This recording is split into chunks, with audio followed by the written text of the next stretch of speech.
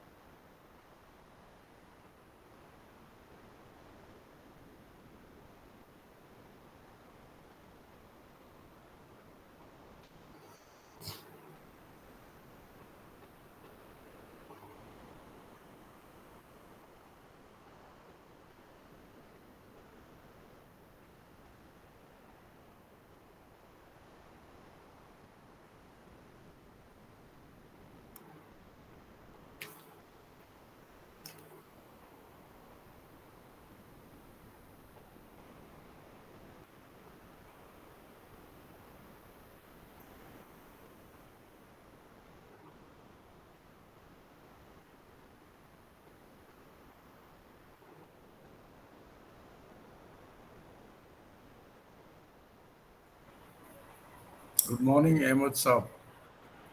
Good morning. Good morning, Rajiv sir. Good morning sir. Good morning.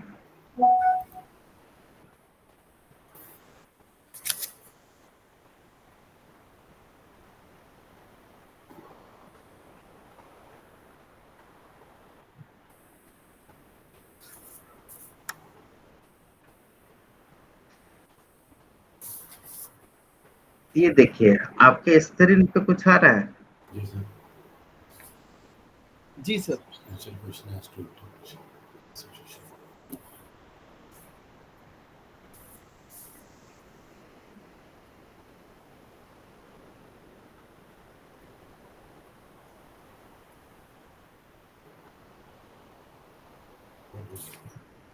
ये document हमने already share कर रखा है और इस डॉक्यूमेंट का नाम है DD Basu supreme court extract dot appellate jurisdiction.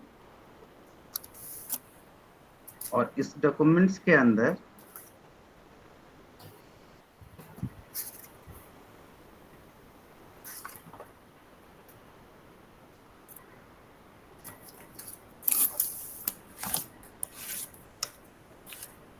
Substantial question to the introduction of the Constitution.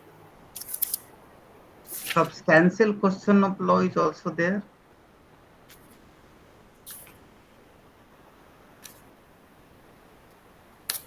Which says under the present article there is no scope of appeal unless there is some substantial question of law as to interpretation of the provision of constitution involved in this case must arise upon. This is concerned to the article 132 only. थोड़ा और नीचे जाएं तो इस पे एकदम clarity and highlighted है. The word substantially in this context does not mean a question of general importance, but a question regarding which there is a difference of opinion. A question which has been settled by the previous decision of the Supreme Court is not a substantial question. On the other hand, जो highlighted है वही मैं read out कर रहा हूँ. On the other hand, और ये important है, The question whether a previous decision of High Court had ceased to be good law in view of the decision of Supreme Court, Very which good. has not directly overruled it, is a substantial question. एक short and sweet definition आप देखें तो आपको यहाँ पर भी दिखता है. मिल गया सर.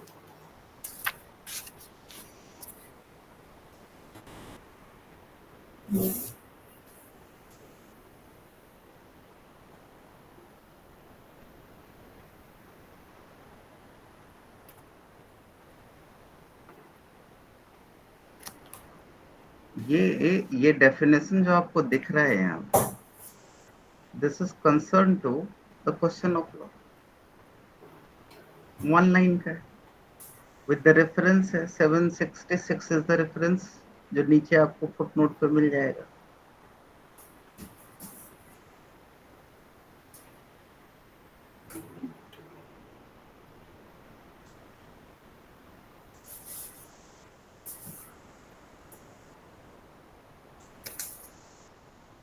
थोड़ा और आगे जाएं.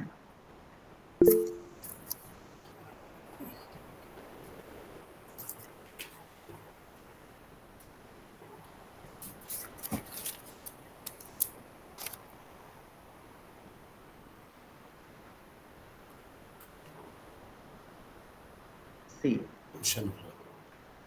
आप स्क्रीन पे देख रहे हैं कुछ है, पूरा सेशन इसके ऊपर डेडिकेट किया हुआ. What is question of law? और क्या चीज under bracket under box already mention किया हुआ है, आप पता देखिए.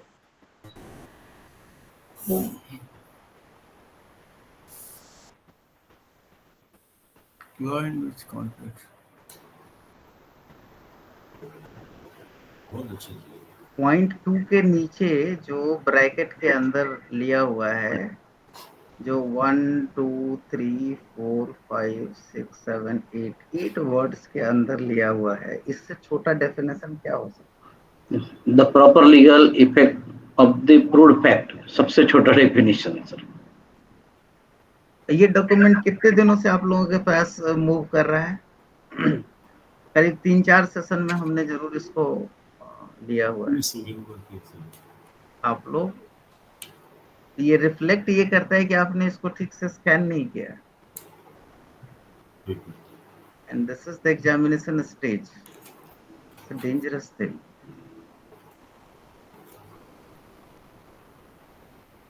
ये सब कुछ आपके ब्रेन में होनी चाहिए.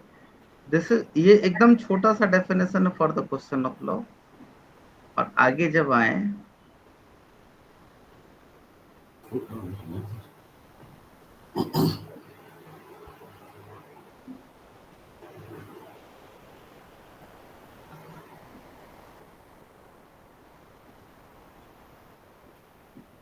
एक चीज और हमने हाईलाइट करके आप लोगों को बतलाया था, that is the miscarriage of justice.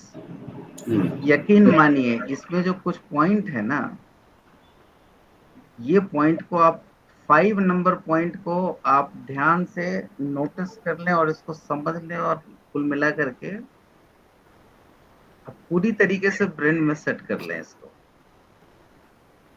What is the meaning of miscarriage of justice?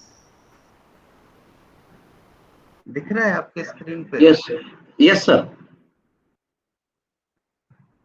ये किसी भी सूरत में मिसप्लेस और रिप्लेस नहीं होनी चाहिए आपके ब्रेन से.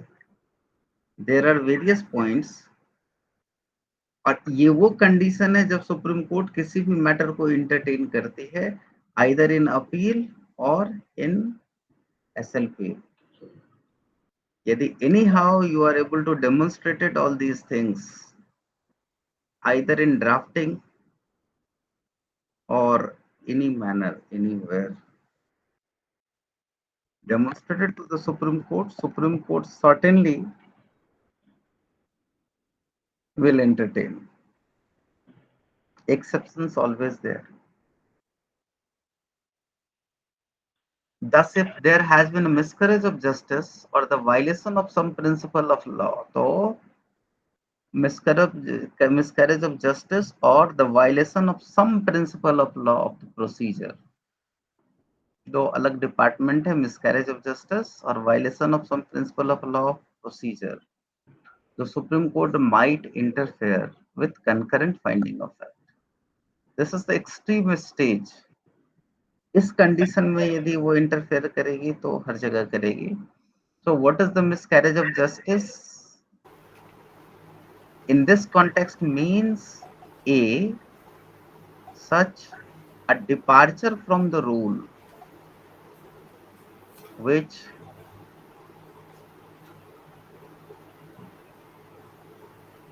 permit all judicial procedure to make that which happened was not a proper use of word judicial procedure to all, or the violation of principle of natural justice. ये हमने कल discuss किया था. दूसरा है when there has been substantial failure of justice where the finding is not supported by the evidence on record. यदि ऐसा situation arise हो, it is called substantial failure of justice. Finding of court is not supported by the evidence on record. Evidence on record is the core part, जो already available है. It is a part of fact. And finding, it is the interference of the court by understanding of court, isn't it? तो court की understanding से वो route हो रहा है. So the scope of error may be there, है ना. सो उस स्कोप को एग्जामिन करने के लिए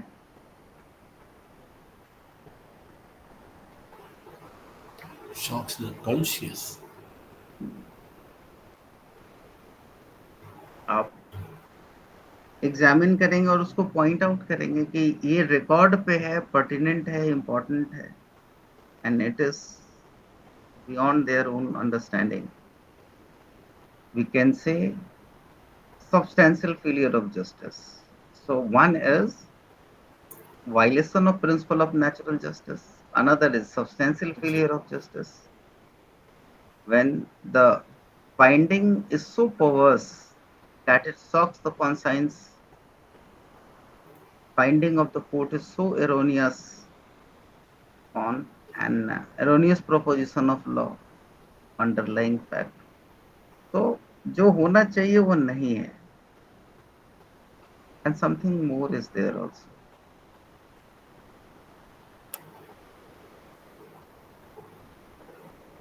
Six, in case of divergent finding of question of fact. तो ये ही सारी चीजें आपको जो है ना वहाँ कैप्चर करनी पड़ेगी in the question for the purpose of drafting, और ये आपको पॉइंट आउट करना पड़ेगा. Once you will do that, you are done.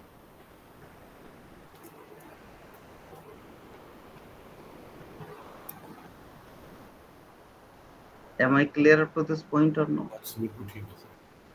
Yes, sir. Yes, Yes, sir. sir. Very much clear, sir. Yeah. Drafting के अंदर आपको यही डेमोन्स्ट्रेट करना है. So we are on the different part. Substantial question of law ऊपर था Yes. और यहाँ हमने आपको दिखा दिया क्वेश्चन ऑफ लॉ. Miscarriage. शायद कुछ और मिल जाए.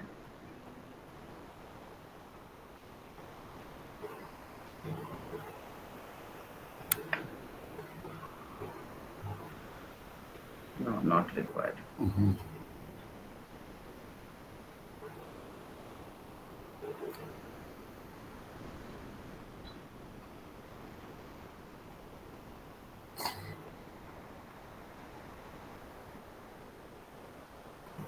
See, question of law. In certain instances,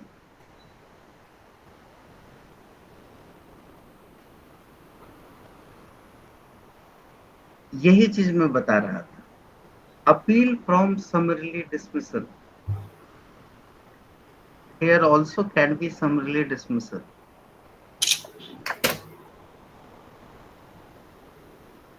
This is the 27-page document highlighting the different thing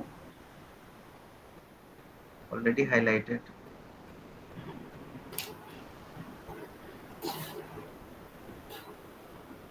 Which is comprising all the important part.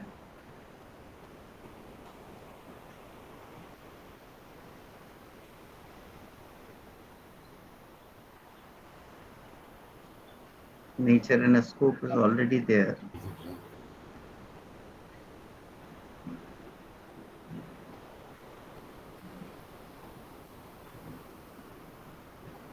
I would like to suggest all of you to please go through these two documents. एक ये वाला document है, इसको आप लोग for the paper 1 and paper 2 also you should not ignore it. 3 document मैं बोलूंगा जो इम्पोर्टेंट है. इस डॉक्यूमेंट को आप इग्नोर नहीं करेंगे क्योंकि ये बहुत सारा इंसाइटमेंट आपको देगा. इसको जरूर देखिएगा, हाईलाइटेड है. एक डॉक्यूमेंट है आपके वेबसाइट पे, सुप्रीम कोर्ट वेबसाइट पे ईवार वाले सेक्शन पे, जिस पे लेक्चर है, वहां पे ईवार के लेक्चर वाले टैब पे पीडीएफ फाइल अवेलेबल है लास्ट ईयर्स विवादित मखीजा का, सीनियर एडवोकेट्स, उनके लेक्चर पे. Sir, kindly repeat, sir. Kindly repeat. Please go to the Supreme Court website, especially the section or tab where is written the EOR examination, right? उस EOR examination वाले section में एक जगह है EOR lecture in video. वहीं पे video के साथ कुछ पीडीएफ रखे हुए हैं. उसमें से एक पीडीएफ है सीनियर एडवोकेट विवादित मखीजा का, लास्ट ईयर का. पहले वही पीडीएफ आता है, आई गेस. उस पीडीएफ को आप लोग जरूर देखिएगा. These are the slides, PPT slides. Sir, senior advocate का नाम मिस हो गया. 2-3 पीडीएफ ही तो है. अच्छा सर, ठीक है. वो पीपीटी है सर, फर्स्ट पेपर की, और उसमें 7-8 पेजेस है सर पीपीटी में. 17 पेजेस अराउंड है, 7-8 नहीं है, 17. उसमें काफी इलेबोरेट करके दिया, मेरे पास है वो. तो उनका लेक्चर भी अच्छा था वो सर. उस स्लाइड्स को आप जरा देख लीजिएगा, और उसके अंदर जो भी मटेरियल बहुत प्रिसाइसली लिखा हुआ है, वो सारे पॉइंट्स उस पर्टिकुलर पार्ट पे होना चाहिए. यदि कोई क्वेश्चन आता है उससे रिलेटेड, तो एटलीस्ट उतने पॉइंट होने चाहिए. मैं क्या उसको डेमोन्स्ट्रेट करूँ वो अभी? बोलिए तो मैं ढूंढूं बैठ करके. है सर, उसकी आवश्यकता नहीं. हाँ, उसकी आवश्यकता नहीं है सर. वो आपको वहीं नहीं से है या किसी को नहीं है? आपको नहीं है या बाकी किसी सबको है तो बता देंगे सर, कोई सर दिक्कत नाम रिपीट कर दिए. नाम मिस, वॉइस मिस हो गया था. नाम जो बताया, नाम उसका मैं बता दूं. Senior advocate. मैं मखीजा. एक सेकंड, थोड़ा सा टाइम दीजिए. मैं अपलोड ही कर देता हूँ. मैं अपलोड क्या कर देता हूँ, मैं दिखाई देता हूँ. मखीजा है, बेटी है शायद. Practice and PPT on practice and procedure of Supreme Court discussed on lecture 10/5/2024.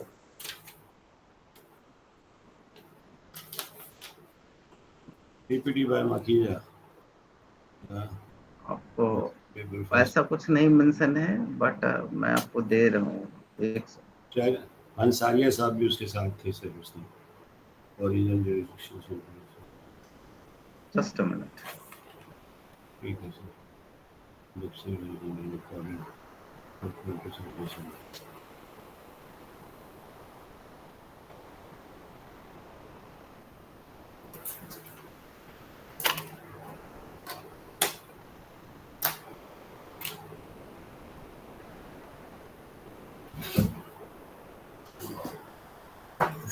ये दिख रहा है आपके स्क्रीन पे? Yes. Yes, sir. I'm talking about this document only. Go and find out. Thank you, sir. इसके अंदर मैं आपको थोड़ा सा ये दिखाऊं. This is the document for Article 32. कभी भी आप आर्टिकल 32 लिखें, इतना कंटेंट जरूर होना चाहिए एटलीस्ट, क्योंकि इसके अंदर क्या क्या है वो आप देख लीजिए. आर्टिकल 32 सिर्फ आर्टिकल 32 नहीं है, उसके साथ कई पॉइंट्स हैं. आप जरा देखिए. Article 32 of the Constitution has with due deliberation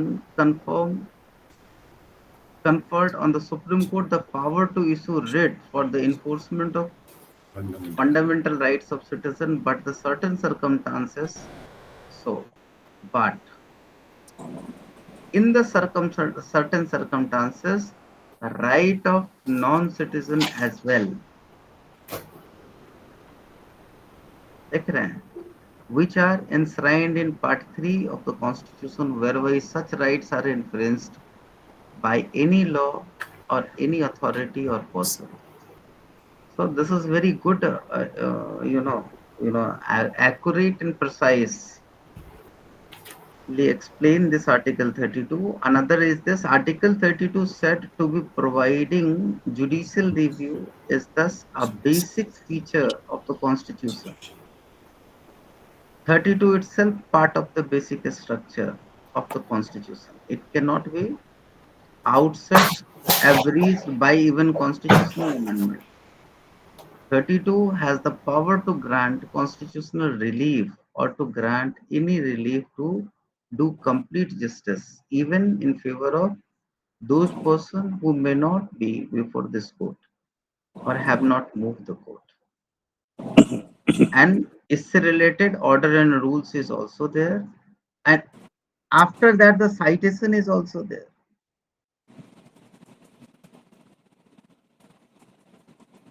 Sorry.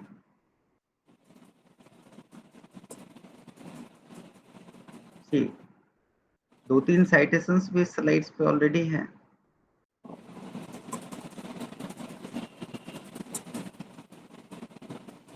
तो every slides सिर्फ इतना नहीं है कि यहाँ पे थोड़ा इसको छोटा कर.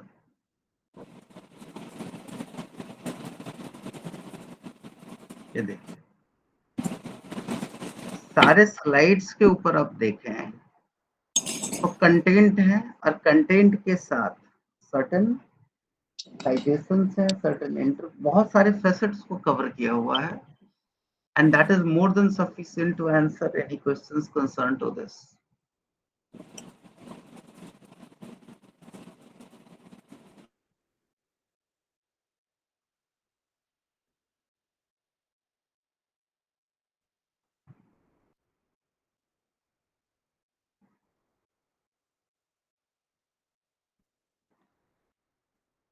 अंकिता जी प्लीज अनम्यूट करें अपने आप को.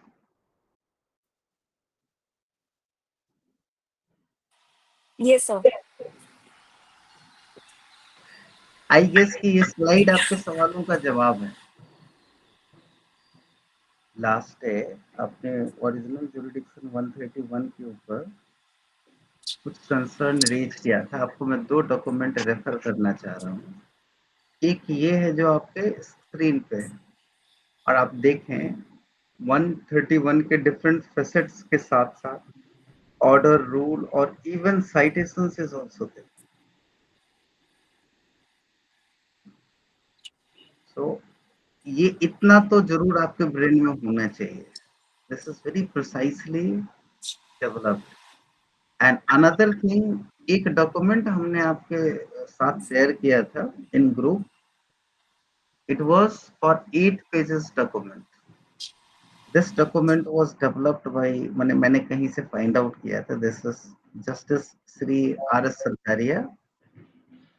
एक कमीशन बना था उससे रिगार्डिंग, और इस पे ये जीवन रेड्डी और इन लोगों की मेंबर्स बनी हुई थी। ये पेज सिर्फ रेफरेंस के लिए है। ये 8 पेज है, इस पे हमने 7 पेज और एडिशनल है, वो थोड़ा मैं आपके साथ शेयर करना चाह रहा हूँ।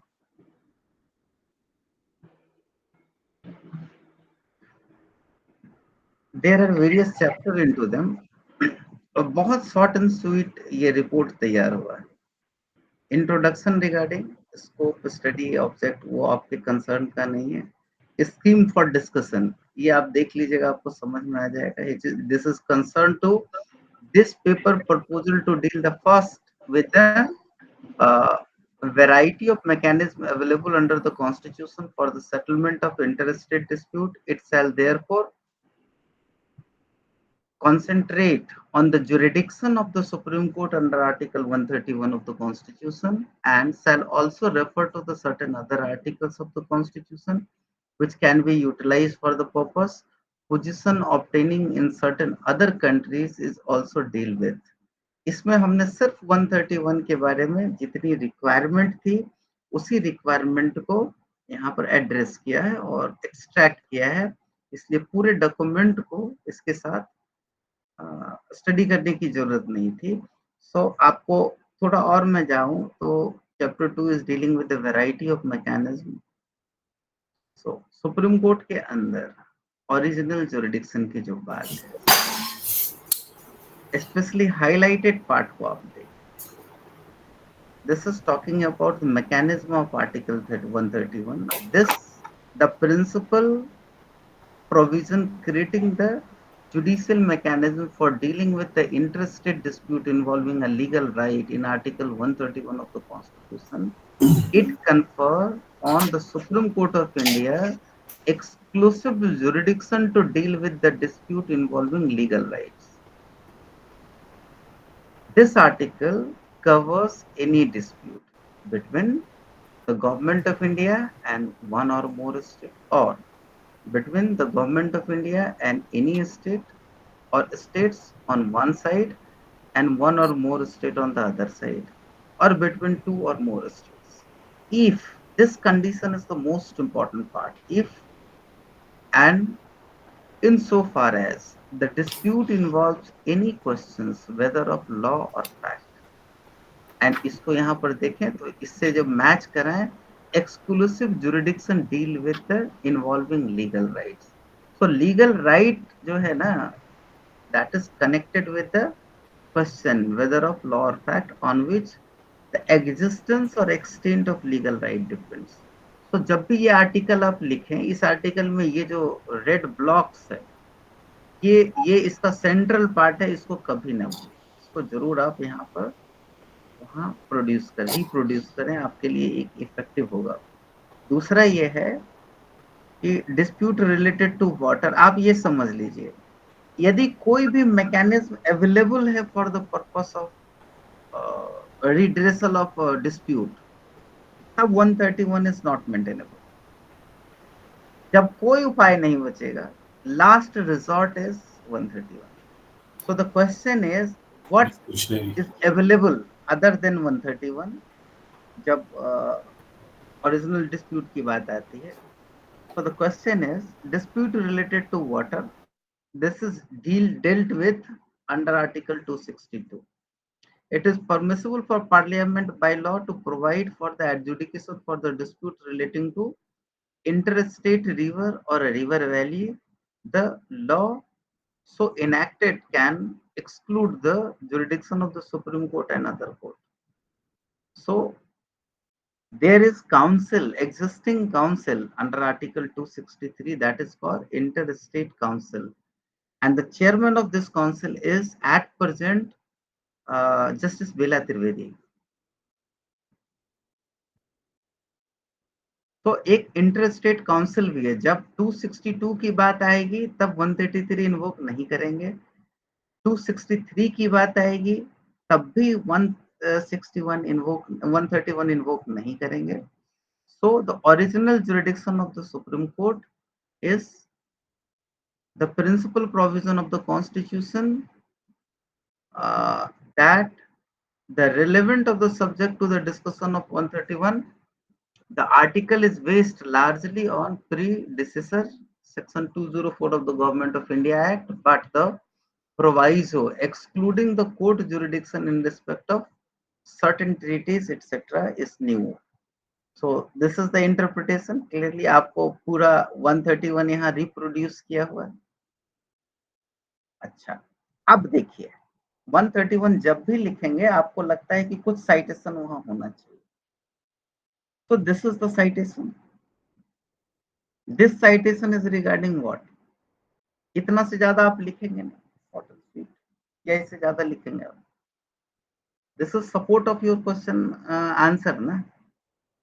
So उसके अंदर ये क्या कहता है? Simply ये कहता है 131 of the Constitution does not apply if the other party is a public sector corporation. So public sector corporation या कोई भी पार्ट उसका 131 में पार्टी नहीं हो सकता. और पार्टी स्ट्रिक्टली जो लोकस है वो यहाँ पर है A B and C. Even इसके साथ एक पब्लिक सेक्टर कॉर्पोरेशन भी ज्वाइन नहीं कर सकता.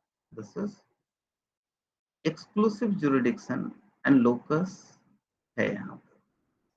और ये चीज डिसाइड हुआ था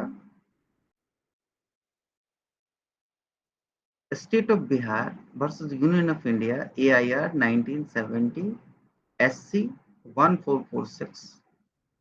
ये है.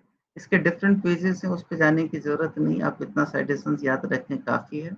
और इसके अंदर ये बहुत इंपॉर्टेंट है क्योंकि ये बहुत जगह पे साइट है. और इस पे एक फाइंडिंग ये है कि does not apply if other party even a public sector corporation. ये भी नहीं हो सकता party. Meaning thereby locus जो यहाँ दिया हुआ है उसके अलावा और कोई भी अलाउड नहीं. अब बहुत एलोबरेटेड ABC के अंदर ये दिया हुआ है, इसलिए कोई थर्ड पार्टी इसको ज्वाइन नहीं कर सकता. Not allowed. यदि ऐसा है तो 131 is not maintainable. They have to go into the another part. I guess I am sufficiently clear on this point. Yes, sir. हाँ जी सर. Yes, sir. तो सिर्फ दिस ये एकलौता पॉइंट नहीं है. इस तरह से बहुत सारे पॉइंट्स यहाँ पे अवेलेबल हैं जो हाईलाइट हमने किए हुए हैं. लीगल राइट्स का मतलब क्या है, ये कहाँ से आया है, और लीगल राइट एक अलग चीज है. फिर एक साइटेशन यहाँ पर दिया हुआ है. कुछ जो इम्पोर्टेंट मुझे लगा है वो हमने हाईलाइट किया हुआ है. Political dispute is excluded. This is also the another finding. At the same time, which do not involve any question of legal right. So legal right at least होने चाहिए where the dispute have an exclusively political dimensions are not covered by this article. This is again into the same citation. उसी citation में दूसरी finding ये भी है. अच्छा, cases which involve legal right. अब देखिए लीगल राइट की बात यदि हम करते हैं तो इसके लिए जो केसेस डील किया गया है under 131. However a legal right arising से under the constitution is at issues, then Article 131 can be invoked even if the subject matter might have provoked political controversy. ये इस जजमेंट के अंदर फाइंडिंग है. दूसरा, इस जजमेंट के अंदर भी इसकी फाइंडिंग है. इसके अंदर ये एडिशन है, case relating to central government's power to order to direct inquiry into the state chief minister's conduct. So ये छोटे छोटे साइटेशन हैं जिसको आप आराम से साइट कर सकते हैं. along with that, so scope of article 130, जब स्कोप की बात करें तो उसके स्कोप्स को यहाँ डिस्कस किया हुआ एक पैराग्राफ. लिमिटेशन की बात करें तो एक पैराग्राफ यहाँ पर with citation. Public law element की बात करें तो एक पैराग्राफ 3.9 पे विद साइटेशन. पॉलिटिकल मैटर की बात करें तो उसके लिए विद साइटेशंस। लीगल राइट की बात करें तो वहां भी एक पॉइंट है विद साइटेशंस। कुछ केसेस हैं जो कर्नाटका केसेस हैं, केस फ्रॉम राजस्थान जो अभी आपने देखा भी है, पार्टीज टू डिस्प्यूट उससे रिलेटेड है, and denial of legal right and question excluded from jurisdiction of Supreme Court under Article 131. कौन से questions excluded हैं? These are the important part. By a specific provision and implication, certain matters are excluded from the scope of 133, either by specifically provided under Article 262, implicity of Article 260 or 290, or by judicial interpretation, State of Bihar. What I want to point out of 18 bullet points, 3.18 तक मैंने नहीं, supreme court के पूर्व न्यायाधीश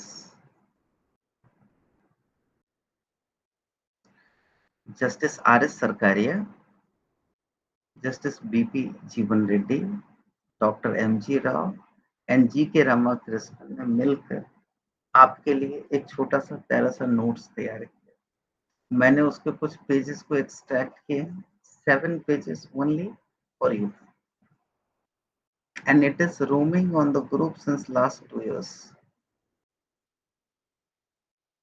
अंकिता जी please थोड़ा सा आप unmute करें। Yes, Do sir. you think does it sufficient for the thing? Definitely, sir.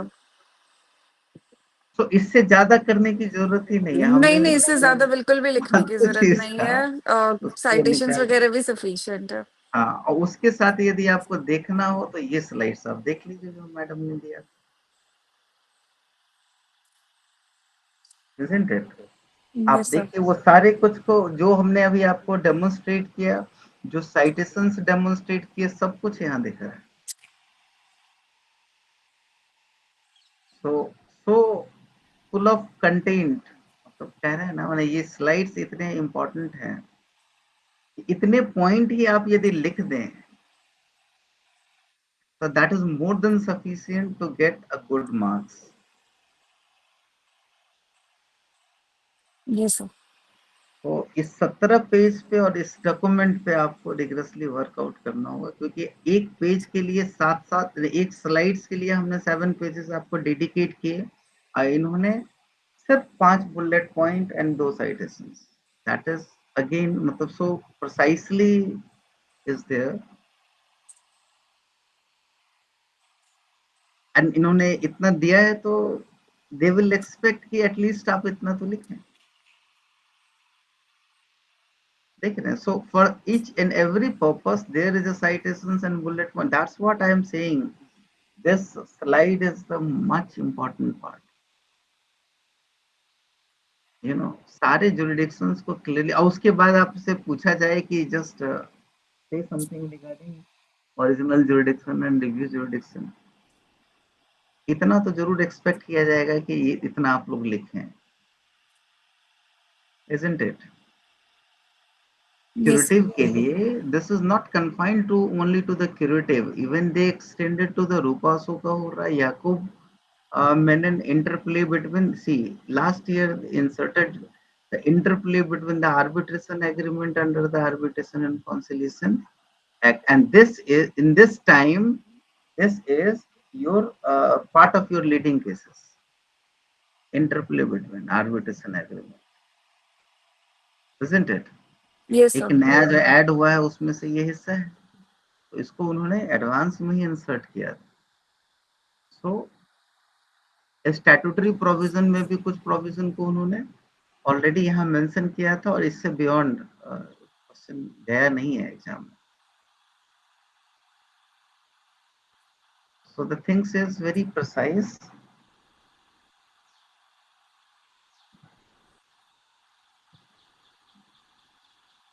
यहाँ कुछ ज्यादा ही प्रिसाइज हो गया है, but still these are the supporting and done finish.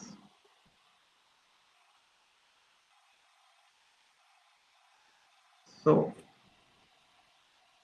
मेरा पॉइंट ये है कि इन सारे चीजेस को in these are the 4 materials you should not ignore it rather than focusing on either and either on बहुत सारे डॉक्यूमेंट्स मिलेंगे आपको at this juncture आपको इतने सारे डॉक्यूमेंट मिलेंगे जहां पर कंफ्यूजन ही कंफ्यूजन आपके सामने होगा वहां एक विनिंग एटीट्यूड ये है कि प्रिसाइज एंड प्रॉपर डॉक्यूमेंट पे फोकस करना without any confusion कि yes this is the document not more than that ये बहुत बड़ा आर्ट है इस एग्जाम को क्रैक करने के जो मैंने समझा है माइट बी पॉसिबल कि ऑप्शन लेकिन मुझे लगता है कि कम से कम डॉक्यूमेंट पे फोकस करना बहुत आसान है और वो डॉक्यूमेंट ऑथेंटिक हो प्रॉपर ये जुरिडिक्शन वाला पोर्शन तो हमने डील किया any more questions election petition we will deal shortly और आर्बिट्रेशन में भी थोड़ा सा मैं एंटर करूंगा शॉर्टली इसके अलावा और कोई क्वेश्चन हो तो प्लीज आज इंटरेक्शन है everyone is welcome for any question should I close this document Yes, sir. ये हो सर गया ओरिजिनल ज्यूरिसडिक्शन पे अगर ड्राफ्टिंग का कोई क्वेश्चन आएगा तो उसको कैसे फ्रेम करना है तो थोड़ा सा अगर उसके बारे में गाइड करते तो मैम आपको मैं एक बात बताऊं ये डाइवर्सन ऑफ थॉट प्रोसेस है भी और नहीं भी ये बड़ा ही एम्बिगुअस स्टेटमेंट मेरे लिए है जो मैं देने जा रहा हूँ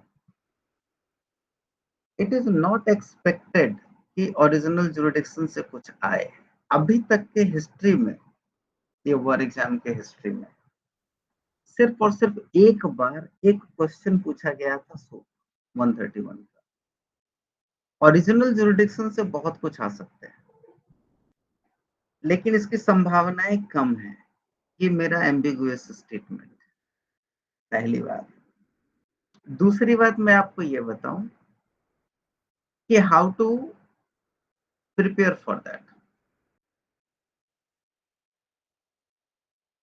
जब कभी भी कोई ओरिजिनल पार्ट होता है आइदर आप सूट की बात करें या फिर कंप्लेन की बात करें एफआईआर के लिए इन क्रिमिनल और या फिर 156 के जो डॉक्यूमेंट आप फाइल करते हैं उसमें 3 इंग्रेडिएंट होता है बहुत क्लियरली एंड प्रॉपरली पहला पार्ट ये आप कोर्ट को एड्रेस कर रहे होते हैं और कोर्ट में बहुत सारे डिक्लेरेशंस होते हैं जैसे इस कोर्ट का जुरिडिक्शन है ये मेंटेनेबल है वो आपको लिखना पड़ेगा हमने ये पहला पिटिशन फाइल किया है दूसरा नहीं फाइल किया है that is called the res judicata these are the important part जो आपको मेंशन करना पड़ेगा और आपको वो लिखना ही पड़ेगा कि चलो एक पैराग्राफ ये भी लिखते हैं कि आपका लोकस क्या है ना तो इन सारे चीजेस के बाद ये सारी चीजें तो प्रॉपर हैं इनके बाद जो चीज आपको मैंडेटरीली लिखना होता है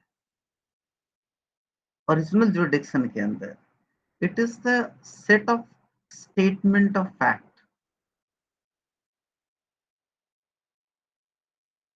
यस इसको सर भी हम कहते हैं प्लेंट है ना set of statement of fact यहाँ सिर्फ स्टेटमेंट ऑफ फैक्ट का सेट है यहाँ पर हम वो ग्राउंड और ये और वो नहीं बनाते और यहाँ पर एक चीज हम एस्टेब्लिश करते हैं सिविल में स्पेशली आप जरा देखिए ध्यान से देखिएगा ये जो स्टेटमेंट है ना इसका रीजन है यहाँ पर एक चीज आपको एस्टेब्लिश करना पड़ेगा कि आपका राइट है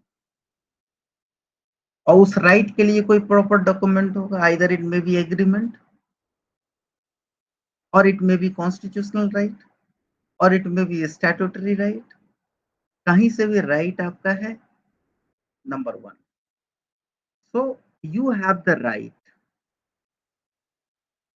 थ्रू एनी डॉक्यूमेंट और even oral agreement so right आपको एस्टेब्लिश करना है in 1 paragraph yes you have the right और अनदर कि जो डॉक्यूमेंट आपके सामने होगा जिस डॉक्यूमेंट के बेसिस पर आप राइट क्लेम कर रहे हैं उस राइट को फुलफिल करने के लिए एक अपोजिट पार्टी होगी they are bound to fulfill or perform their own duty.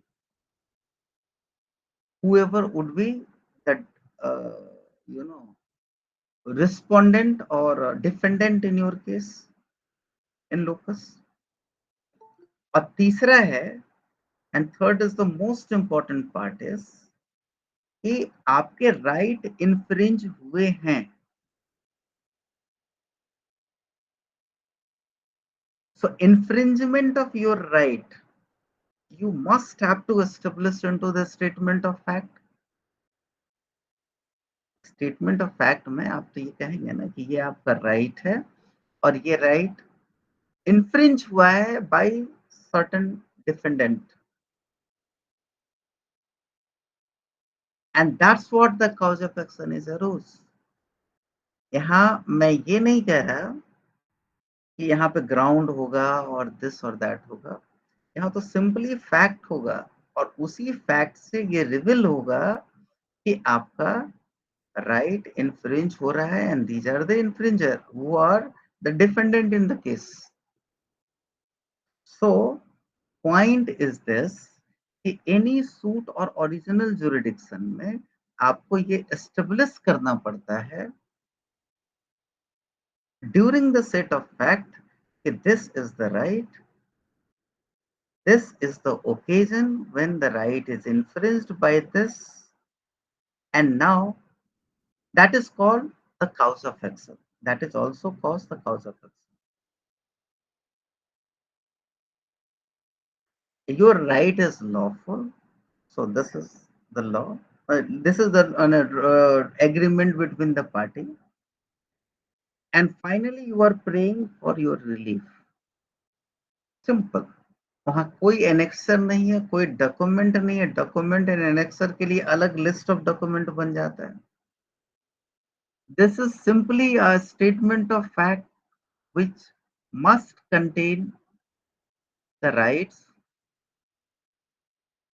and must contain the relationship between the rights and infringers, contaminants, जो locus decide करेगा, और cause of action कब arose हुआ on the line of time.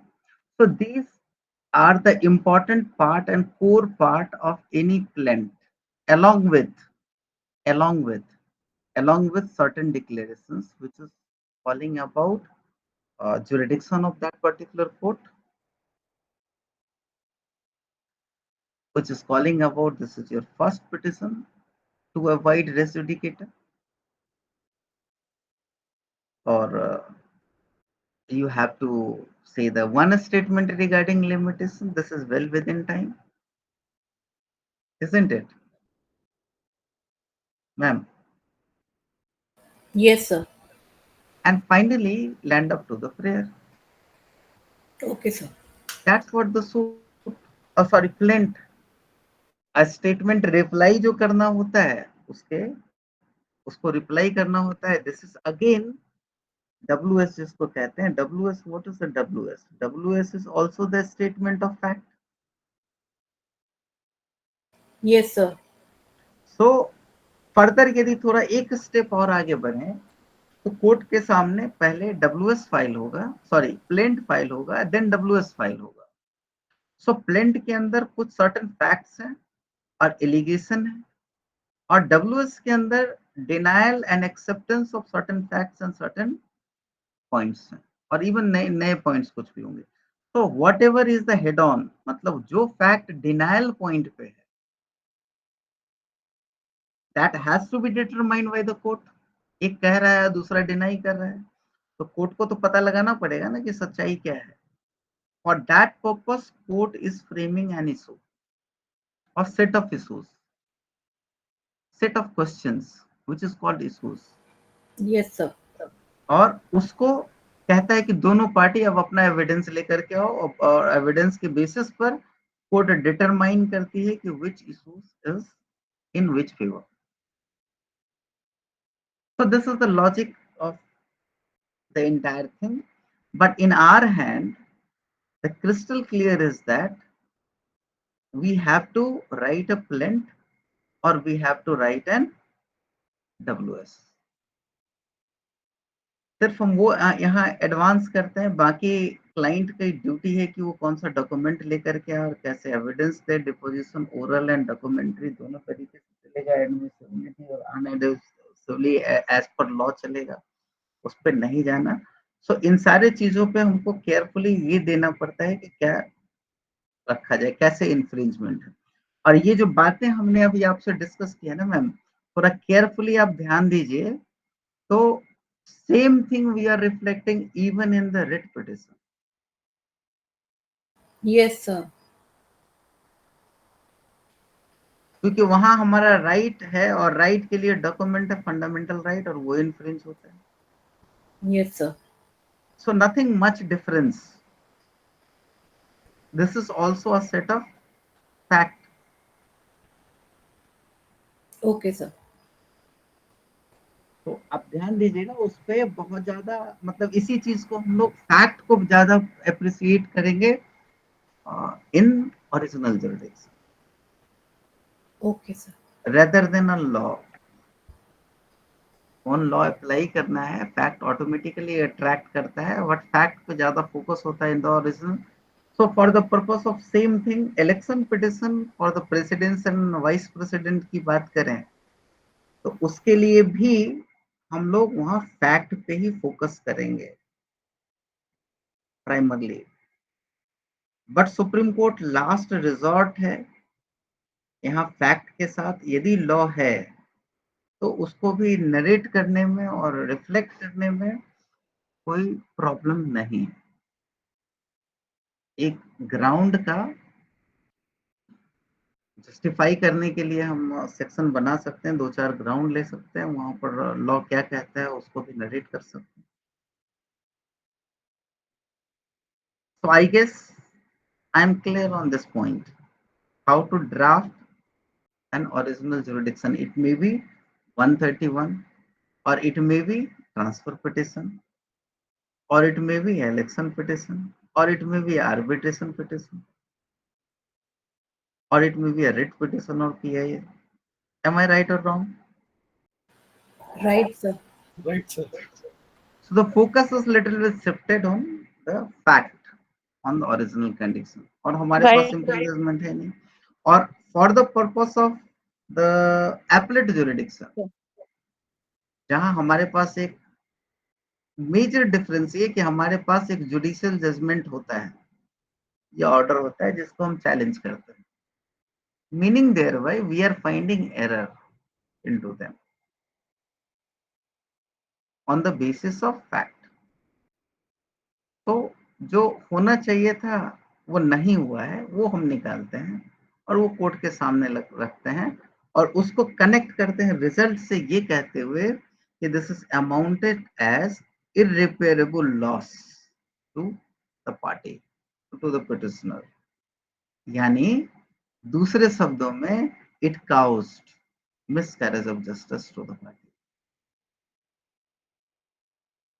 लेकिन वहां central part होता है वो जजमेंट, जिसको हम चैलेंज करते हैं और उसकी गलतियां ढूंढते हैं, उसी गलतियों को हाईलाइट करते हैं।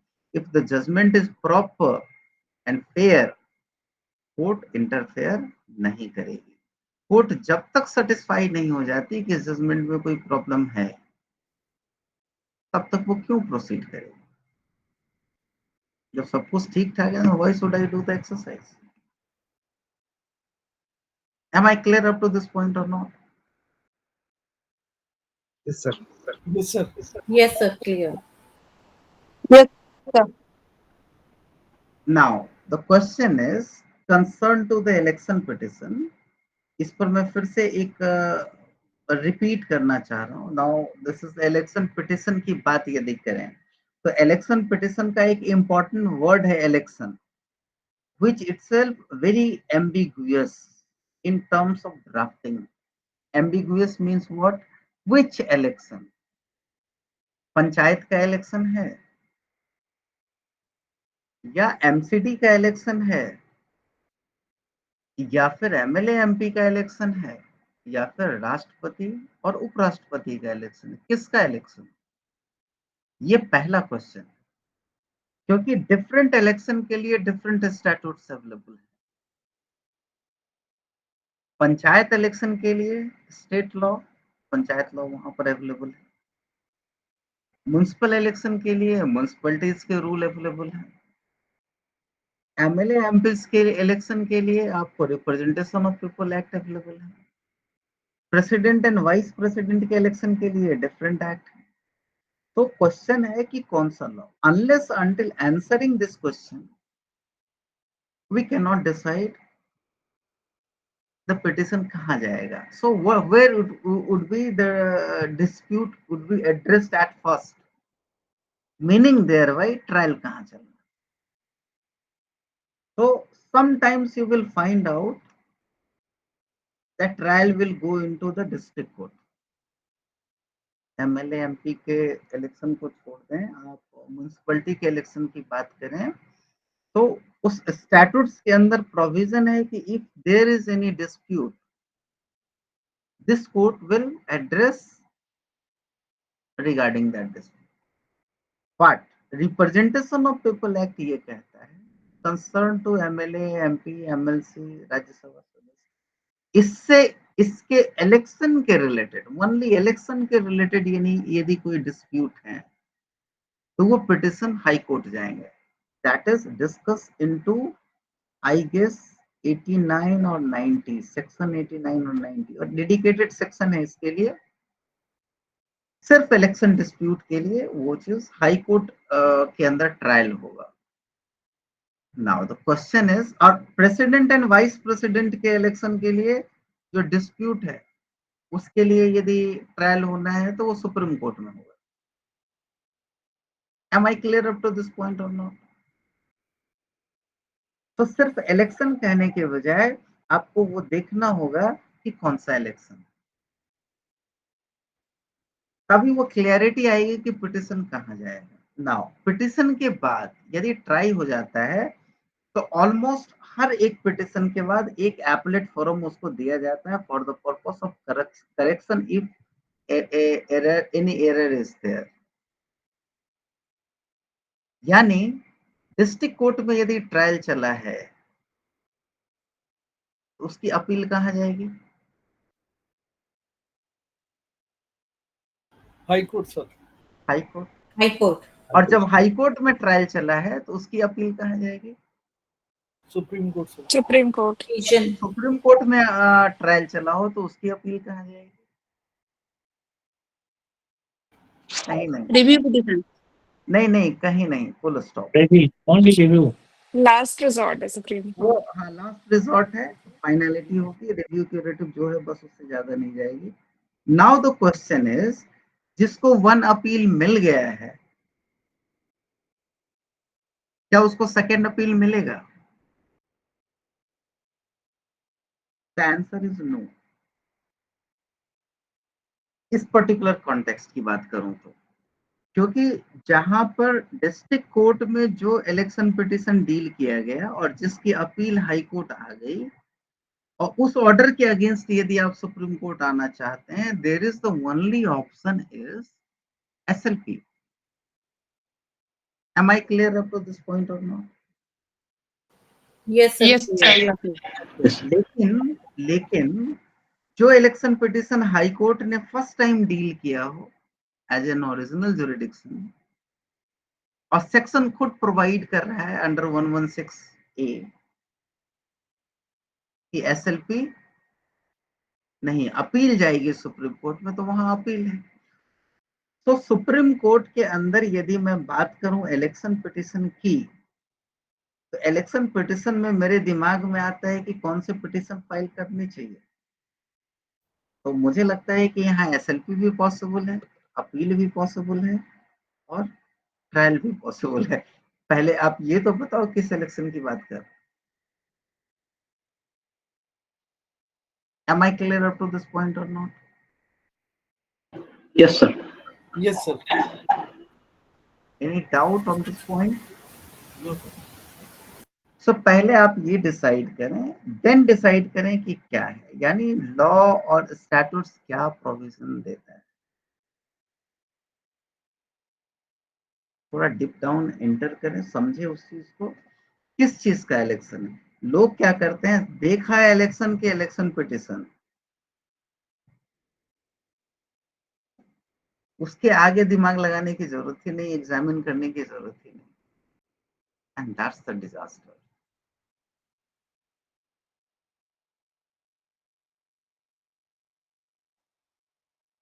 तो आई गेस अंकिता जी, मैंने इलेक्शन पिटिशन को भी थोड़ा बहुत डील किया है इन टू पार्ट।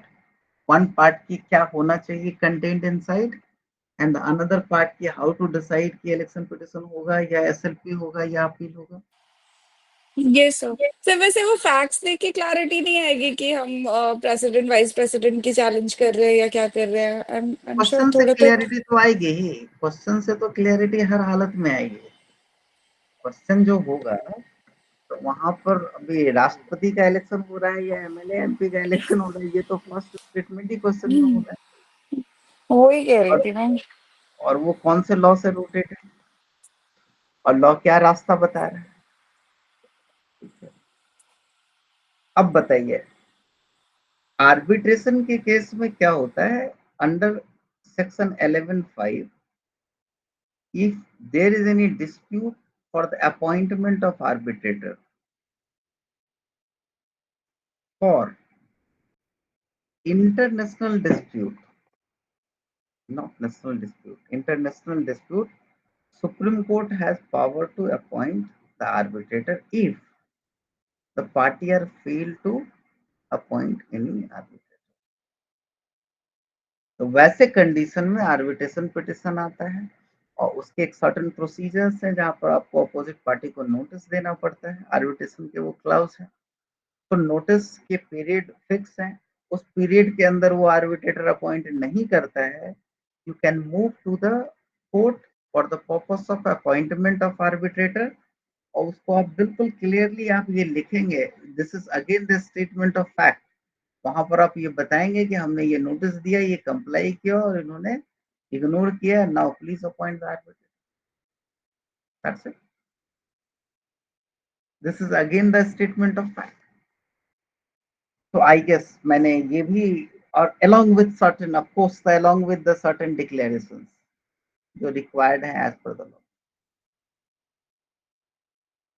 क्योंकि पार्टी के अगेंस्ट यदि आप ले लेंगे तो वो भी नहीं चलेगा, आपको ये भी डिक्लेयर करना पड़ेगा ना, रिस्पोंडेंट इज द पार्टी और ये सिग्नेटरी और the part of the agreement, arbitration is coming through the agreement only.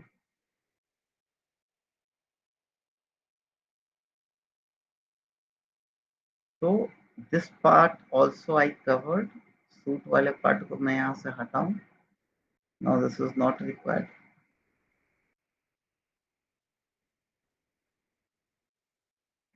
और बताइए, or should I close all this, you know, जो मैंने पीडीएफ खोल रखे हैं।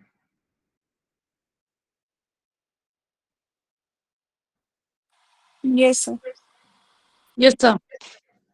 बस इतना ही डाउट था।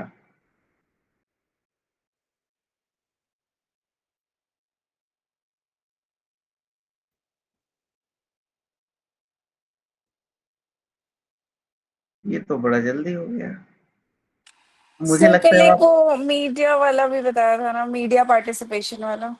यस यस, तो मीडिया पार्टिसिपेशन व्हाई रिक्वायर्ड, आप जरा ऑब्जेक्टिव को समझिए, इसको समझने के लिए let us enter into the objective.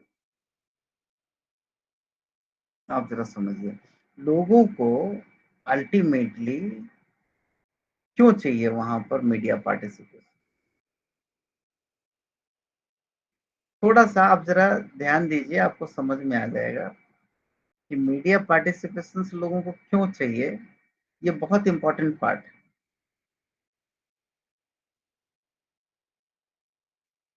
It is the only for the publicity और something else. Correct, sir. To inform the public, नहीं, right to the something else is also there. It is your duty to share the correct position of law to the citizens. Clarify करना भी आपकी ही duty.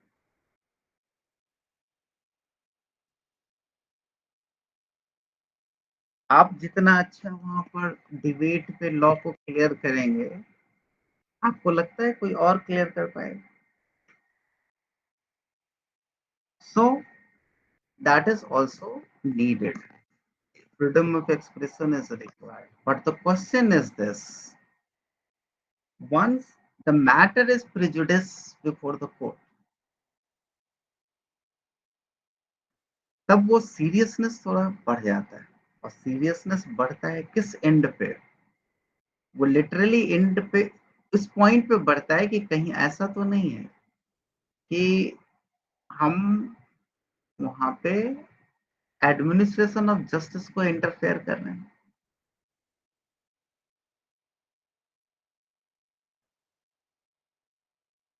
कहीं ऐसा तो नहीं है। और यदि इंटरफेयर हो रहा है, कोई जरूरी नहीं है कि कोर्ट हमेशा कंटेम्प्ट ले ले। ऐसा नहीं है कि every contemptuous act is being grabbed by the court,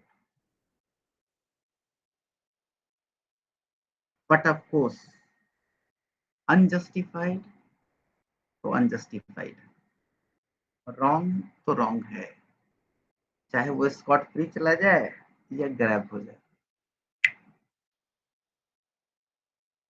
It is disturbing for the entire society, isn't it? Entire civilized society, sorry.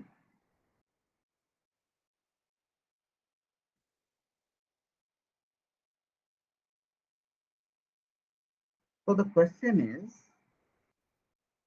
media trial during the pendency of the case, which is having undue influence of the court, it should not be.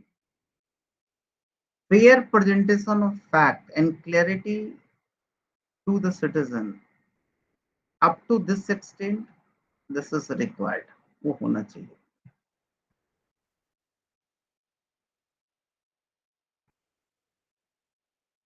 Those person or lawyers who are the part of the adjudication before the court, they must have to restrain to sit into the public during pendency of the matter.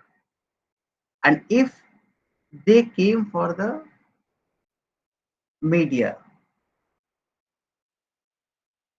so they must have to limitize their own on the communication to the fact only, rather than commenting on the fact passed by the court. I mean, the order passed by the court.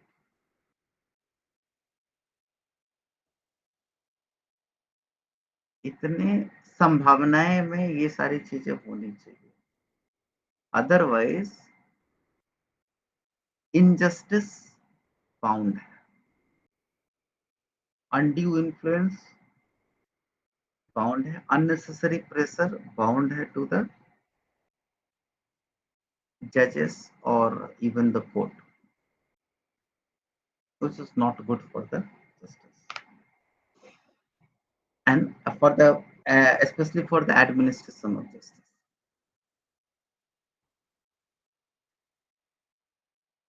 I guess कि enough insight is already हमने discuss किया है इसके regarding, and आप लोग further populate कर लेंगे जो रूल से रिलेटेड है। रूल को आप जरा देखें इस कॉन्टेक्स्ट में तो आपको समझ में आ जाएगा कि रूल फ्रेम किया गया है और रूल फ्रेम करने की जरूरत क्यों पड़ी।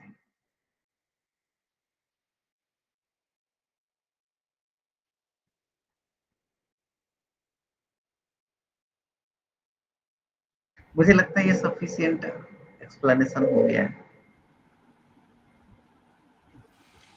Yes, sir. Now, do you think it's a worth 15 marks question? 15 marks questions है, इसमें लिखने ifs and buts and conditions यदि लिखो तो लंबा जा सकता है। 15 मार्क्स ठीक है, जितना लंबा आप लिखना चाहो, अपना ओपिनियन एक्सप्रेस करना चाहो, जस्टिफाई करो, इट्स ओके। उसके हिसाब से इनलार्ज किया जा सकता है, बट हम ये जरूर कह सकते हैं, आप जरा एक चीज देखिए ना अंकिता जी कि रूल फ्रेम करने की जरूरत पड़ी है, रेगुलेशन के लिए स्टेप इन होना पड़ा है, मीनिंग देयर बाई कि इंस्टांसेस इतने इंस्टांसेस हैं कि रूल फ्रेम करने की जरूरत पड़ी है। गवर्नमेंट अननेसेसरली हर जगह रूल लेकर के नहीं आती, और कई आपको मैं इंस्टांस में बतलाऊंगा। इवन एक है Nitish Katara murder case, honour killing का केस है। हमने देखा है करीब 10-12 केसेस मेरे नॉलेज में है जो अनड्यू इन्फ्लुएंस हुआ है बिकॉज ऑफ मीडिया ड्राइव।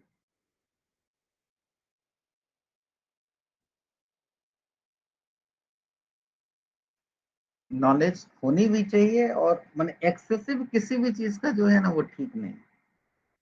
नमक और चीनी दोनों हमारे लिए जरूरी है, तो निठारी के एक्सेसिव किसी भी चीज की वो ठीक नहीं। एक बैलेंस होना चाहिए। बहुत सारी चीजें हैं इसमें एक्सप्लेन करने के लिए, बहुत सारे जजमेंट्स वगैरह भी इसके ऊपर रिफ्लेक्शन है मीडिया ट्रायल पे, तो उन सबको जब आप रेफर करने लगे तो ऑब्वियसली लंबा हो जाएगा आंसर, बट आइडिया बिल्कुल कोर पॉइंट पे इतना ही है।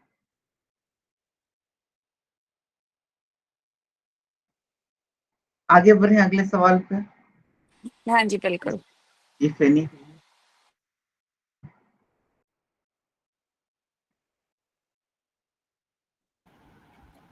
नॉर्मली सर जो क्वेश्चन पेपर जब सामने आता है सर, मैंने मतलब we are all aspirants for the exam, तो सर उसमें जैसे कुछ क्वेश्चंस ऐसे होते हैं जो ट्रिकी क्वेश्चंस होते हैं। लास्ट टाइम सर सेशन में I have got understood how to deal with, but certainly sir some new members have joined, तो उनको सर थोड़ा सा ये रिफ्लेक्शन लास्ट टाइम सर आपने बहुत अच्छा गाइड करा था कि जो एम्बिग्यूटी वाले क्वेश्चंस होते हैं या जो ट्रैप क्वेश्चन होते हैं, तो this is a very good question Ahmad साहब। यदि मैं समझ रहा हूँ तो थोड़ा सा आपको मैं ब्रीफ करूँ।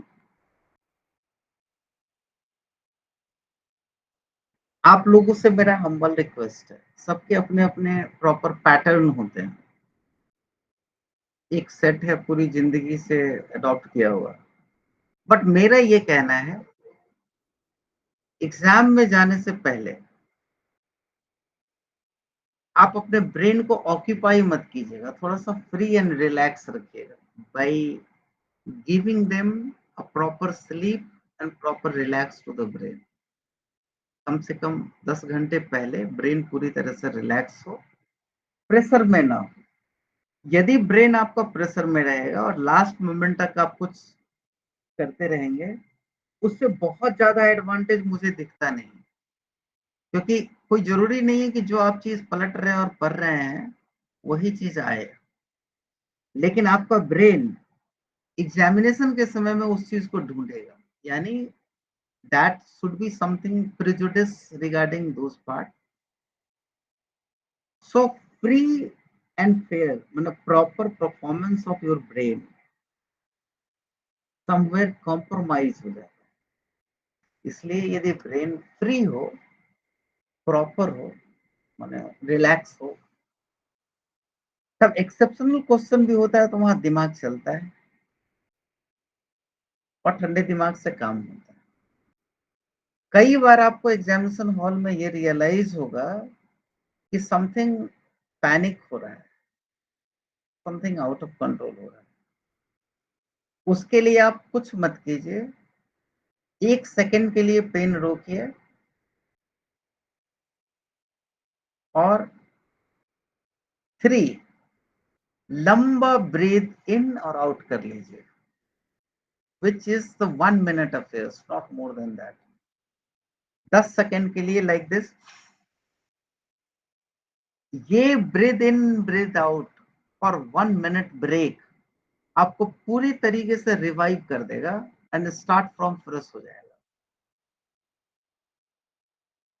You may check it out. ये एक टेक्निक। दूसरा एंड मोस्ट इंपॉर्टेंट पार्ट, जैसा अहमद साहब ने बतलाया, चलते हम लोग रियलाइज करते हैं कि we are sitting in the examination hall, पूरा थक करके पसीने पसीने आए हैं, आराम से बैठे हुए हैं, कॉपी मिलती है और हर कोई अपना रोल नंबर और इंस्ट्रक्शंस भरता है, अब बिल्कुल उतना ही भरना है जितना इंस्ट्रक्शन हो, केयरफुली, कहीं अपना नाम वगैरह नहीं लिखना होता है, तो उसका स्पेशल इंस्ट्रक्शन को ध्यान देना होता है। और जैसे ही क्वेश्चन मिलना शुरू होता है, सबसे आगे वाले रो पे क्वेश्चन मिला, you are sitting in between, तो आपको लगता है कि क्वेश्चन पहले मेरे पास आना चाहिए, बट वो घूमता हुआ 5 मिनट बाद आता है, आपके दिमाग में ये भी चलेगा मैं वापस भी कॉपी दूंगा 5 मिनट बाद ही, जबकि वो सीक्वेंस आएगा उस तरह से। आपके हाथ में जब क्वेश्चन आएगा, तो आप क्वेश्चन जब पढ़ना शुरू करोगे, तो आपको लगेगा 3 तरीके की चीजें क्वेश्चंस पे रिफ्लेक्ट होगी, जो आपको अपने ब्रेन को कंट्रोल में रखते हुए वहां प्रोसीड करना है। नंबर 1, आपकी स्ट्रैटेजी ए, स्ट्रैटेजी बी, स्ट्रैटेजी सी, 3 तरीके की स्ट्रैटेजी जो हमने कहा था आपके ब्रेन में होना चाहिए। एक वो जिस पर आप फुल्ली प्रिपेयर्ड हैं, और एक वो जिस पे आप फुल्ली नहीं बट सब्सटेंशियली प्रिपेयर्ड हैं। एक थर्ड है जिसके ऊपर आप बिल्कुल प्रिपेयर्ड नहीं हैं। तो क्रिस्टल क्लियर है कि उसको आपको अवॉइड करना है। और एक वो पॉइंट है जिस पर यदि क्वेश्चन है and you are prepared, then आपको लगेगा कि नहीं, इसको पहले लिख लेना चाहिए। और एक वो पॉइंट है जहां एम्बिगुअस है, जहां आपको लगता है कि मुझे सोचना पड़ेगा, सोच करके मैं लिख लूंगा। ये 3 सेगमेंट के क्वेश्चंस आपको दिखेंगे। डिपेंड करता है आपकी तैयारी कैसी है। If someone is very much prepared, हो सकता है कि 100% उसको सेगमेंट ए दिखे, और जो बिल्कुल प्रिपेयर्ड नहीं है उनको 100% सेगमेंट सी भी दिख सकता है। बट एनी हाउ वैसा होगा नहीं। बी वाला सेगमेंट बहुत ज्यादा कंफ्यूजिंग है, आपको टाइम टेकिंग है, टाइम लगेगा, आप अच्छे से कर लेंगे। पर मेरा एडवाइस ये है कि एक टेक्निक कहलाता है, that is called skip to question. First 5 minute के अंदर आपकी जो स्पीड होती है बहुत ज्यादा होती है। इंस्ट्रक्शन पढ़ने के बाद एक प्रेमा फेसाई लुक करेंगे, 3 पन्ने से ज्यादा का पेज नहीं, मैंने ये नहीं होता, खास करके पेपर 1, 3 एंड 4, 2 की बात मैं नहीं कर रहा। आप 5 मिनट के अंदर ये डिसाइड कर लेंगे कि आपको कौन सा करना है, कौन आपका ए सेगमेंट है और कौन आपका बी सेगमेंट है और कौन आपका सी सेगमेंट।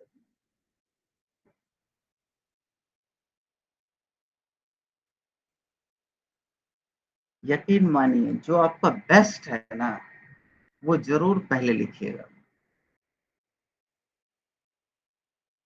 क्योंकि हमने देखा है कुछ कॉपियां, कुछ लोगों का बेस्ट था और उन्होंने ये डिसाइड किया है कि ऑर्डर मेंशन, जो क्वेश्चन पेपर का ऑर्डर है वही ऑर्डर मुझे मेंटेन करना है।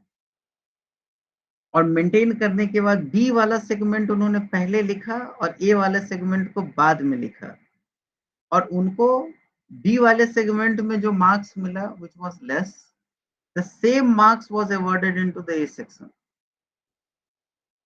despite the fact that the answer was the good.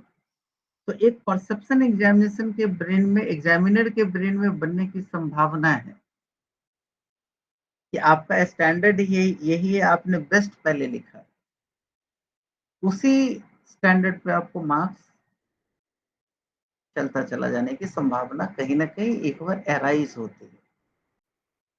उसको अवॉइड करने के लिए ये जरूरी है कि पहले आप अपना स्ट्रैटेजिक बेस्ट पार्ट को प्रोड्यूस करें, सो दैट कि सेकंड में यदि थोड़ा खराब भी हो गया तो इसी ऑर्डर में आपको मार्क्स मिलते चला जाए।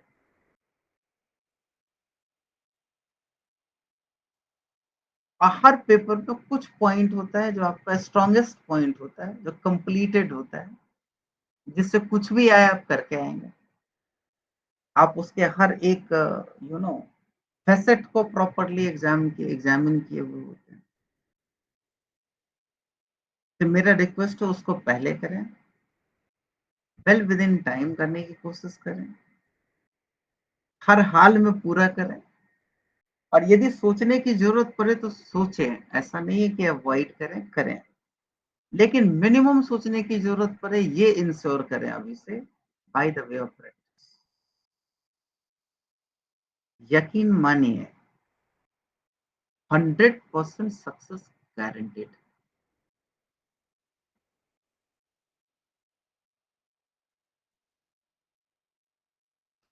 You should not commit any serious mistake.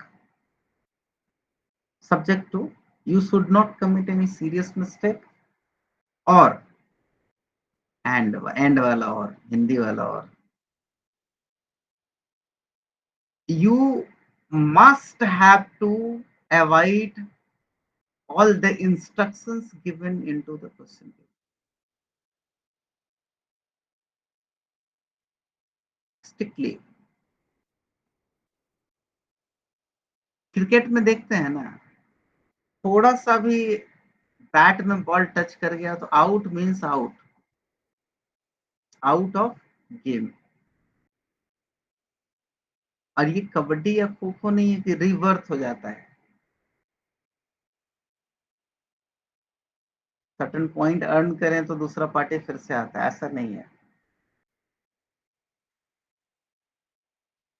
तो we must have to respond sensibly and responsibly and fairly, that's it. बाकी अपने आप हो जाएगा। सर दूसरा उसमें सर आपने जो एक्सप्लेन करा था कि क्वेश्चन में जो उसने क्वेरी करी है, एक्सप्लेन, डिफाइन और whatever the question, we must be specific particularly to that, और उसमें ओवर स्मार्टनेस प्ले नहीं करनी कि जैसे जजमेंट नहीं मांगी और टाइम हम उसमें सोच के लिख रहे हैं कि जजमेंट लिखने चाहिए। We must be focus first for the specific query he asked. नहीं, ये एक अलग, देखिए लिखने का हर एक का पैटर्न है। लोग क्या करते हैं, जैसे 136 दिखा, start writing regarding 136, whatever the question it would be, वो नहीं, आप लिखिए उन सारी चीजों को, मैं उसको डिनाई नहीं करता, बट फर्स्ट एंड फॉरमोस्ट उस चीज को एड्रेस कीजिए जो एग्जैक्टली पूछा गया। That's what I said, the follow the instruction. Instruction 3 different places पे है। एक एग्जाम शुरू होने से पहले आपको एडमिट कार्ड पे इंस्ट्रक्शन होगा कि ये करना है, ये नहीं करना है। दूसरा इंस्ट्रक्शन हर एक क्वेश्चन पेपर पे जनरल इंस्ट्रक्शंस होता है ऊपर में, सेक्शन से ऊपर। और तीसरा हर क्वेश्चन के साथ इंस्ट्रक्शन होता है कि ये लिखना है, ये बताएं, ये नहीं बताएं। तो उस इंस्ट्रक्शन को आप फॉलो करना है बस। सीधा सीधा मैं तीनों में स्पेसिफाई करने के बजाय एक शब्द में कहूंगा कि follow the instructions Fairlie and done.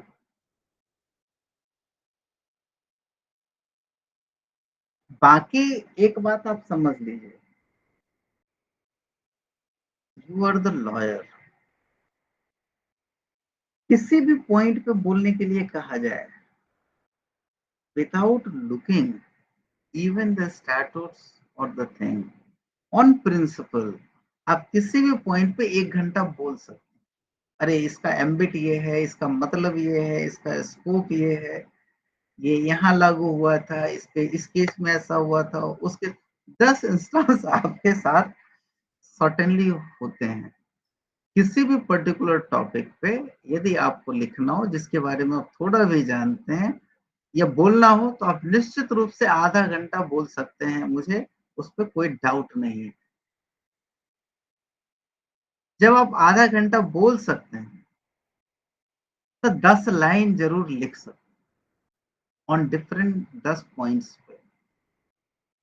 So I am damn sure कि क्वेश्चन अभी का अभी आप लोगों के हाथ में दे दिया जाए तो everyone will write properly and fairly with confidence कि चलो मैं लिख लूंगा, subject to confidence in your own brain.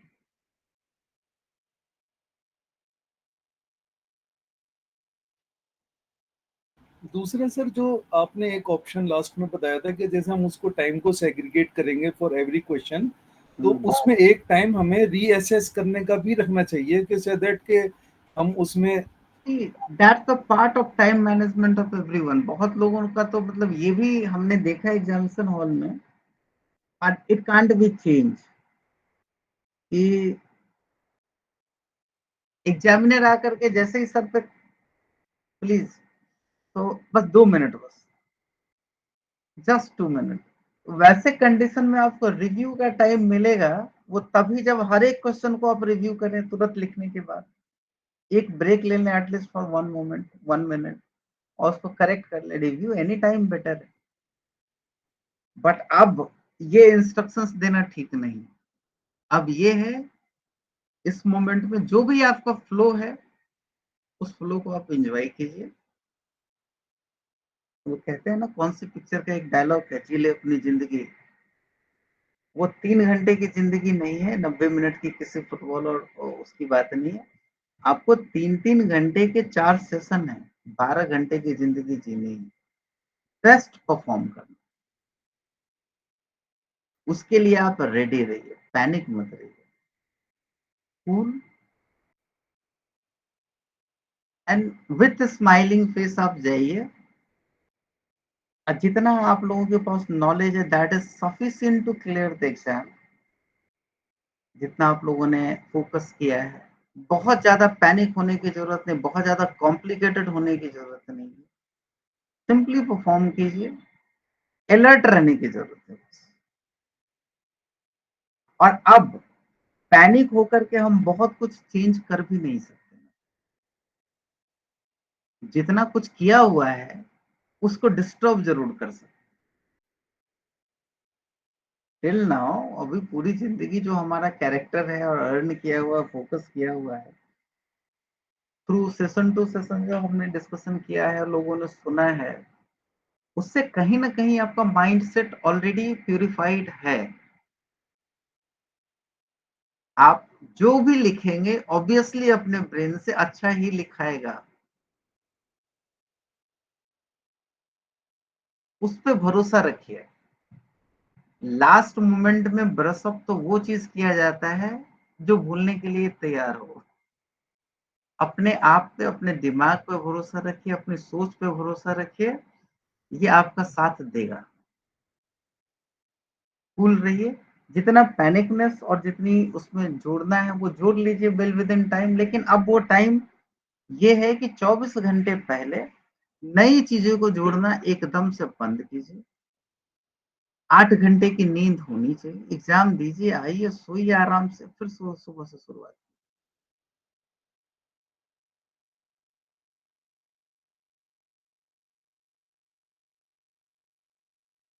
और इसके अलावा सिर्फ एक ही चीज मैं कह सकता हूँ, all the best. Thank you, sir. Thank you so much. Yes, thank you sir. ये सर जरूरी था, ये जो ब्रशअप करना था ये जरूरी था। And all the best to everybody. All should come in the colors because sir has done a lot of things, and whatever material sir has provided. Because I even learned a question that was a doctrine of merger, which was written in his paper. I found that answer too much good, so even crammed that doctrine of merger. That is a short questions. I think in your paper it was there, sir. But I feel that everybody will come in the colors, sir, and all will get through. To my mind, whatever you have told today, the boosting of things which you have given today, sir, that was giving that you should go bindas to the. नहीं, मैंने अभी today is the 9th, exam is on 16, just 7 days। आज Monday है, next Monday को आप लोग examination hall में enter करने की तैयारी में होंगे। 7 days पहले मैंने आप सबको आपकी कमान आपके हाथ में सौंप दी। To perform your own. I just substituted Now like this that you every are day will ready lit to a, perform. sir, every day will lit a lamp, all the 7 lamps together on the final day. So कैसे करना है, that is your own domain. Don't get influenced with me or otherwise. जो आपको justified लगे वो कीजिए, Yes, sir. अब बहुत ज्यादा अपने आप में बदलाव करने की जरूरत नहीं है, जितना होना था वो हो चुका, अब परफॉर्म करने की जरूरत। यस इस सर पे दिमाग मत लगाइए, दिमाग में बस फोकस रखिए लॉ पे और कानून पे, और अच्छे तरीके से होगा। That I strongly believe. Yes sir जिस क्वेश्चन पे अटक जाते हैं उसको छोड़ के फिर दोबारा सोचें तो वो आपके माइंड में अपने आप आ जाता है। मेरी फिलॉसफी ये थिंकिंग है। एक बात मैं बताऊं, सर यहाँ पर जितने भी लोग हैं वो 10th का एग्जाम नहीं दे रहे हैं। बराबर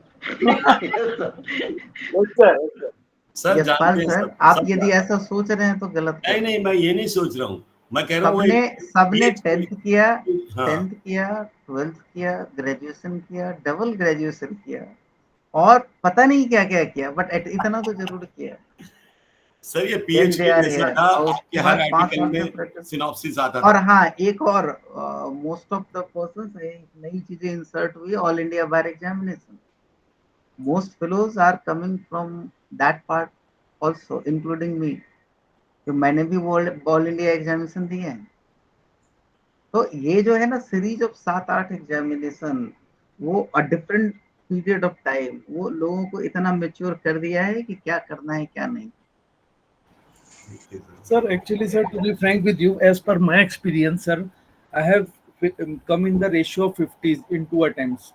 सर मैं हमेशा लैग करता था कि मेरे से क्या मिस्टेक हो जाती थी। I could not able to ascertain because sir law भी लिखता था, अटेम्प्ट भी करता था। सर आपसे थोड़ी सी क्लैरिटी ये आई थी कि that you have to stick to the query of the examiner, don't show over smartness.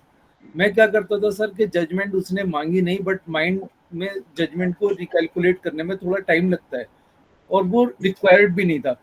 उससे क्या हुआ सर, मेरा थोड़ा टाइम कंज्यूम हुआ। जो लास्ट के कुछ क्वेश्चन थे वो मुझे आते थे, but due to wrong application of segregation of time मैंने वो ओरिजिनल क्वेश्चन मिस करा। तो सर जो मैंने समझा है कि सर जो पहले जो जैसा आपने बिल्कुल सही बताया कि 3 सेगमेंट्स में डिवाइड करना है। Sir I am unaware of that strategy, every question as per the serial wise. तो वो चीज़ सर क्लैरिटी आई कि जहाँ पे मेरे मार्क्स जो थे वो कटे। और दूसरा सर कि जैसे क्वेश्चन को प्रॉपर्ली मैंने रीड नहीं करा, उसने ओरिजिनल जुरिडिक्शन पूछा, तो I have set up with the 3 equation state वाली थ्योरी, और वो सर नॉर्मली सबसे मिस्टेक हुई उसमें। सर मेरे आउट ऑफ जो 10 थे उसने मुझे 3 मार्क्स दिए, और उसमें सर मुझे तीनों जुरिडिक्शन आती थी सर। मैं आपको बताऊं अहमद साहब, 450 ऐसे थे जिनसे वो गलती नहीं हुई।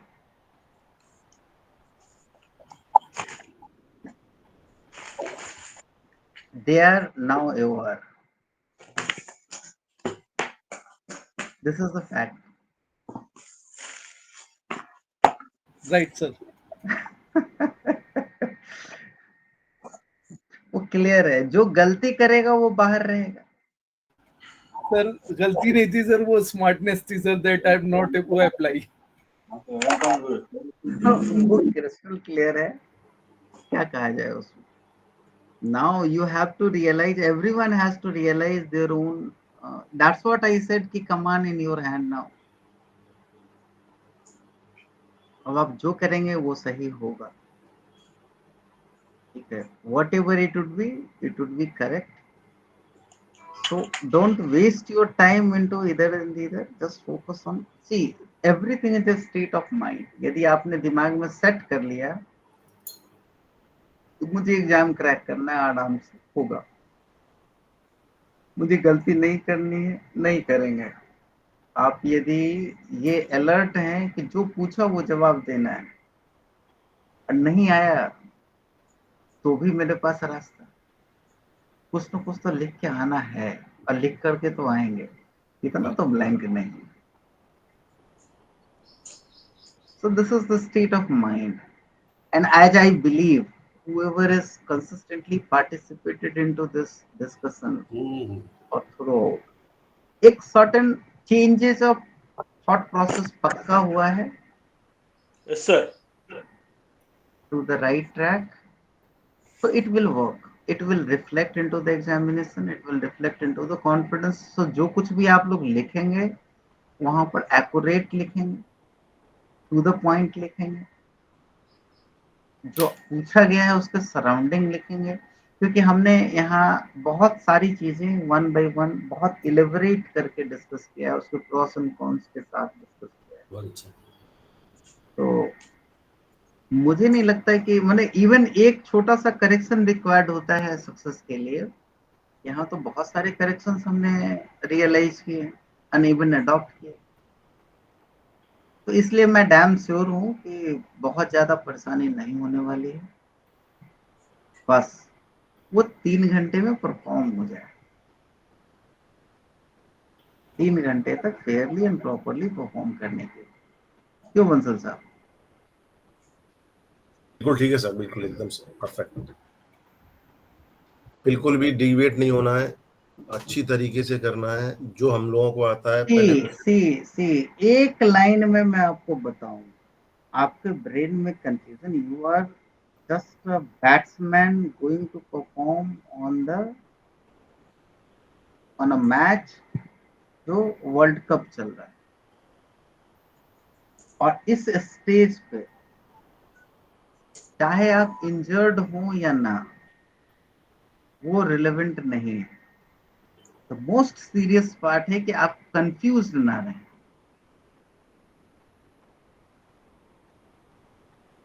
ये याद रखिएगा। अब इमेजिन कीजिए ना कि पिच पे कोई बैट्समैन है, वो इंजर्ड है, फिर भी अच्छा खेलता है, और लेकिन यदि वो कंफ्यूज्ड है, तब मैच का फिट आप इमेजिन करें। Confusion is not accepted at all. ये ऑलवेज आपको डिजास्टर की तरफ लीड करेगा। Clarity in mind regarding your instructions, regarding your points, whatever it may be, regarding your confidence, it will play, it will work.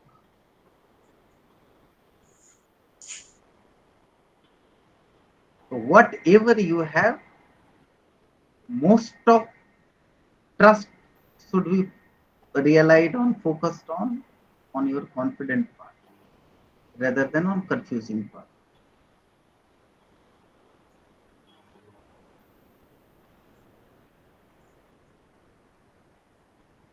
That's the thing.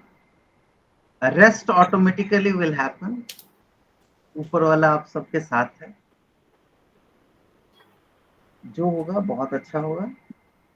Thank you, sir. Thank you very much, sir, for good wishes. Thanks a lot. Thank you sir. Confusion मत रखिएगा, एक चीज आप ध्यान में रखिए, confusion जिस चीज पे आपको लगे, या तो उसको क्लियर कीजिए या फिर आप उसको अवॉइड कीजिए। कंफ्यूजन नहीं, बहुत डेंजरस पार्ट है, extremely dangerous part. Correct sir. Sir 126 की उसने पूछी थी मुझसे कि 126 एविडेंस में लॉयर को एडवोकेट को प्रोटेक्शन है।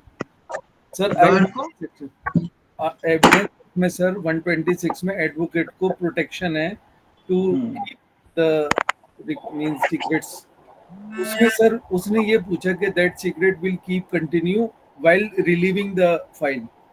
तो उसमें सर मुझे कंफ्यूजन था, बट आई रॉन्गली रिटन के मतलब उसने once he left the case, now he has not, he must with the that secret. तो सर वो मैंने जब आंसर शीट्स आई तो that thing I am not sure, but I have written wrongly. Sir मेरे जैसे मार्क्स कटे sir.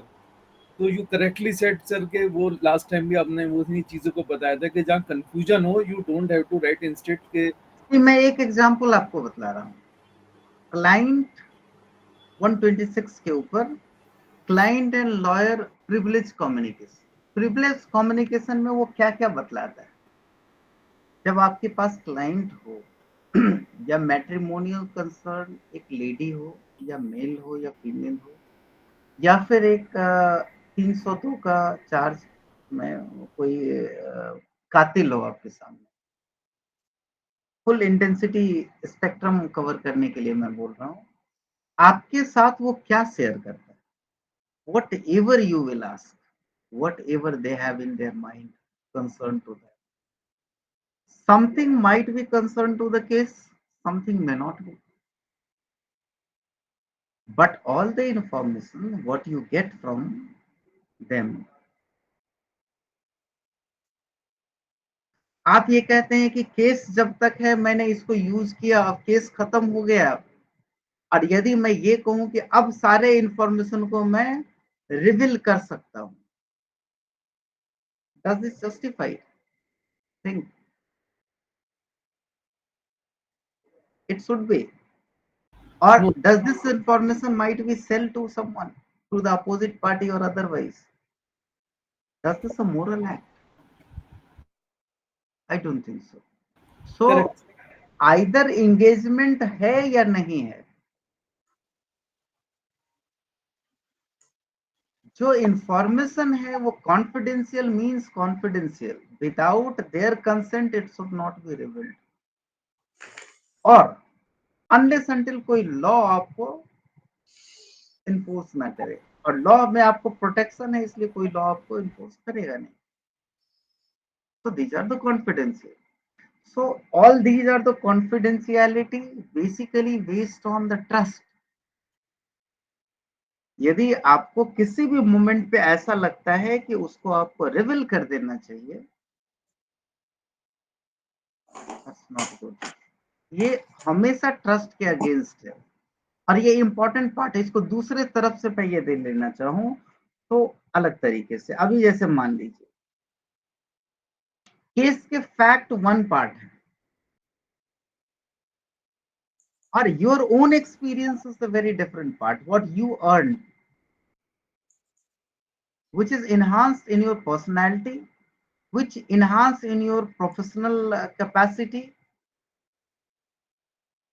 और उस चीज को आप यूज कर सकते हैं ना, उसको कैसे दूर कर सकते हैं. फॉर एग्जाम्पल एक क्वेश्चन और इस तरीके का मैंने कहीं देखा था कि एक जूनियर एक लॉयर सीनियर के यहाँ कमिट करता है, एक ब्रीफ पे काम करता है, और वो उस जॉब को छोड़ करके वापस अपना वेंचर शुरू करता है और अपने आप पे इंडिपेंडेंट काम करना शुरू करता है. वो क्लाइंट को छोड़ दीजिए, अब वहां जो चीज वो सीखा है अपने सीनियर के यहाँ, क्या वो उसको यूज करेगा कि नहीं आगे? सर्टेनली करेगा. लेकिन यदि वो मान लीजिए कि वहां पर वन अनदर कंडीशन कि वहां से वो क्लाइंट को लेके जाएगा और उसी क्लाइंट को वो डील करना शुरू करेगा, does this fair? Both are the different thing.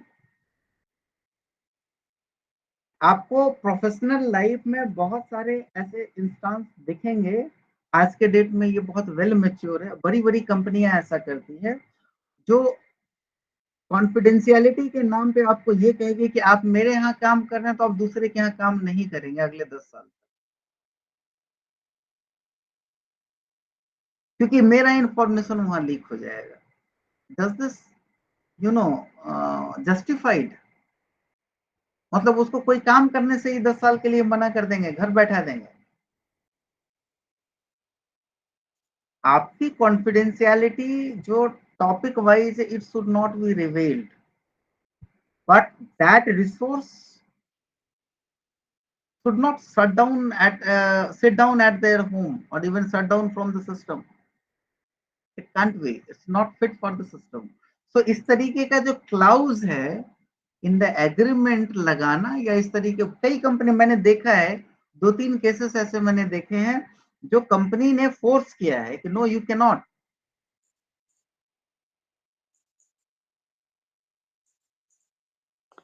Otherwise you have to Sir, it is not only the company, sir.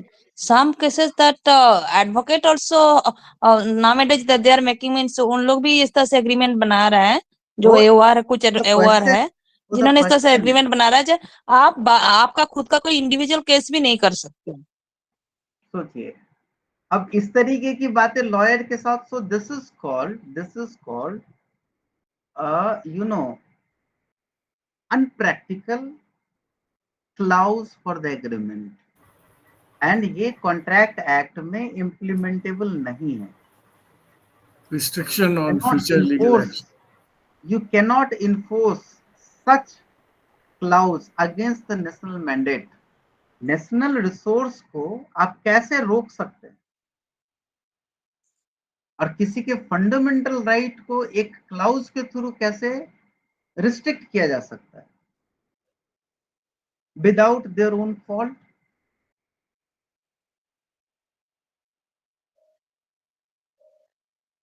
तो यदि क्वेश्चन ये आता है कि एक जूनियर को आपने अपॉइंट किया और फिर जूनियर चला गया, तो उसको क्या करना चाहिए और क्या नहीं करना चाहिए, इस पे 4 लाइन लिखे। ये भी एक क्वेश्चन एथिक्स का हो सकता है। सर 127 का पढ़ा था सर, उसमें 127 में क्लर्क और स्टाफ उनको भी सर इस प्रिविलेज ऑफ दैट कम्युनिकेशन की जो है फेयरनेस कहाँ है आप अपने आप समझ जाएंगे, उसके लिए कोई सेक्शन और उसकी जरूरत नहीं है। यदि सेक्शन सपोर्ट करता है then this is for the reference. My intent is very clear why the things are protected, simple thing.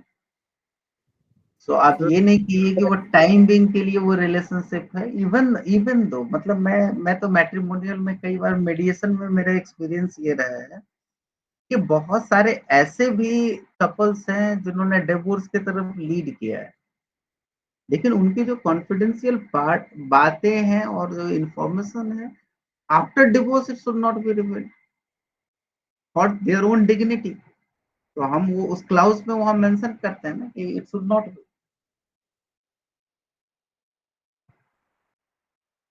At least वो तो मेंटेन है ना, इंटरफेरेंस होगा ना ही वो रिवील होगा किसी भी तरीके से।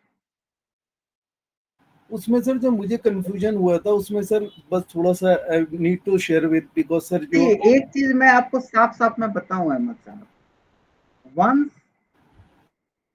आपको अपने ब्रेन पे भरोसा कम और टेक्स्ट पे ज्यादा होने लगेगा, तब इस तरीके की गलतियां होनी स्वाभाविक है।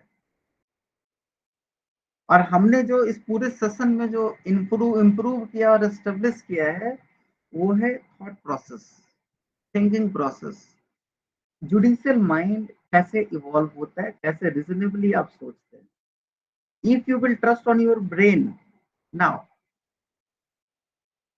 जस्टिफाई करेंगे कि अरे यार ये कैसे सही हो सकता है, देन सर्टेनली आपको जो भी वहां से निकलेगा ना वो बिल्कुल प्योरिफाइड निकलेगा और जस्टिफाइड निकलेगा। इवन टेक्स्ट में भी कुछ है और आपको अटपटा लग रहा है तो आपकी पेन रुकेगी और आपका दिमाग वहां चलेगा। लेकिन आप टेक्स्ट पर रियलाइज करें और अपने ब्रेन को साइड कर दें, सेकेंडरी पोजीशन पर ले आए, डोमिनेटिंग पोजीशन पे टेक्स्ट को रहने दें, कंफ्यूजन बाउंड है। और कंफ्यूजन क्या कर सकता है मैं थोड़ी देर पहले हमने एक्सप्लेन किया। So don't give this scope to the confusion, otherwise brain and text में सिंक करके रखें, ज्यादा अच्छा है। और यदि कहीं कंफ्यूजन आता है तो प्लीज बी अलर्ट कि वहां क्या करना है, 1 सेकंड सोच जरूर। Right sir. Sir good morning. मेरा कुछ ना सर प्रैक्टिस एंड प्रोसीजर में कुछ छोटे छोटे मतलब डॉट्स या क्वेश्चंस हैं, खास करके क्वेश्चन पेपर जो प्रीवियस ईयर सर। जैसे प्रीवियस ईयर का एक क्वेश्चन है कि what when can be the original jurisdiction of the Supreme court. तो जब भी ओरिजिनल जुरिसडिक्शन में पूछता है तो आर्टिकल 32 का और 131 का दोनों का देना है या 131 से मतलब आगे निकलेंगे? और भी कोई ओरिजिनल जुरिसडिक्शन से अगर क्वेश्चन पूछता है तो एक्सप्लेन करना है। दूसरा अपीलेट, जी फिर से रिपीट कीजिए क्वेश्चन। सर क्वेश्चन नंबर 1 था 2024 का, when can the original jurisdiction of the Supreme Court be invoked, give 3 examples which would fall under it. तो अगर ओरिजिनल जुरिसडिक्शन से क्वेश्चन पूछता है सर तो आर्टिकल 32 और आर्टिकल 131 और जो SCR में है, तो ये तीनों चीज को डील करना है या इसके अलावा भी कोई है या सिर्फ 131 को डील करना है और SCR को? नहीं, आप बताइए ओरिजिनल जुरिसडिक्शन में क्या क्या आता है। सर मेरे नॉलेज में तो सर आर्टिकल 32 और 131। ट्रांसफर भी आता है सर।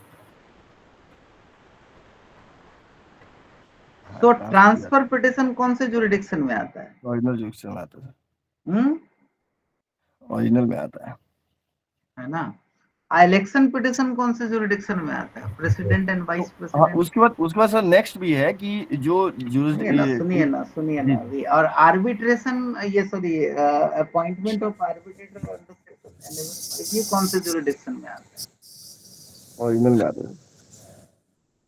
और क्या आता है और क्या आता है इसके अलावा? Nothing. Original jurisdiction before the Supreme court बहुत ही लिमिटेड है, बहुत लिमिटेड है, गिन के हैं, क्योंकि सुप्रीम कोर्ट में ओरिजिनल जुरिडिक्शन बहुत बड़ी बात है, आप समझ रहे हैं। उसका अपील नहीं है, अब बहुत रेयर है। इसलिए ये बहुत लिमिटेड है, बहुत ज्यादा है ही नहीं, गिन के 5 या 6 जो भी हैं। अब जब आप सुप्रीम कोर्ट रूल्स देखेंगे ओरिजिनल जुरिडिक्शन के अंदर, तो वो सारा इंस्टांस आपको एकदम क्रिस्टल क्लियर साफ साफ दिखाई देगा। 4-5 जो हमने अभी यहाँ डिस्कस किया और काउंट किया, इसके अलावा और कुछ है ही नहीं। उसमें से उन्होंने 3 पूछा था, ऑर्डर में पूछा नहीं। Any 3 you can pick up and put it there. क्या सुबह जी? जी सर। अब बताइए आपका सवाल क्या था? सर एक था अपीलेट जुरिडिक्शन के ऊपर भी एक क्वेश्चन मैंने देखा था, उसमें जो स्टैट्यूटरी अपील है, जो अपीलेट जो स्टैट्यूटरी लॉ के अंदर जो अपील आता है, क्या उसको भी मेंशन करना अगर करते हैं, या जो अपीलेट जुरिडिक्शन अंदर दिया हुआ है उसी को? नहीं, उसमें क्वेश्चन में कहीं ऐसा मार्क किया हुआ है कि जो कोई कॉन्स्टिट्यूशन में जो प्रोवाइडेड है वही चाहिए? क्वेश्चन से कहीं आपको रिफ्लेक्ट होता है? स्टैट्यूट रीस्ट्रेन किया हुआ है कि स्टैट्यूट इसमें लिखा, इसमें सर क्वेश्चन नंबर 2 है 2023 का, which are the statute, whatever it may be. Question पे हमको नहीं जाना, आप मुझे सिर्फ इतना बताइए कि वहां से कहीं रीस्ट्रेन किया हुआ है कि ये नहीं लिखना है और ये ही लिखना है? ऐसा कुछ नहीं किया नहीं है, तो बस खत्म बात। योर डोमेन इज देयर, कि आपके पास फ्रीडम है कि जो चुन करके आप लिखें। ठीक है सर। क्वेश्चन में कई बार मेंशन होता है कि कॉन्स्टिट्यूशन प्रोविजन या स्टैट्यूटरी प्रोविजन, इस तरह से वर्ड लिखा हुआ होता है, तो आपको वहीं लैंड अप करना है। यदि नहीं लिखा हुआ, यू हैव दिस स्कोप। ठीक है सर।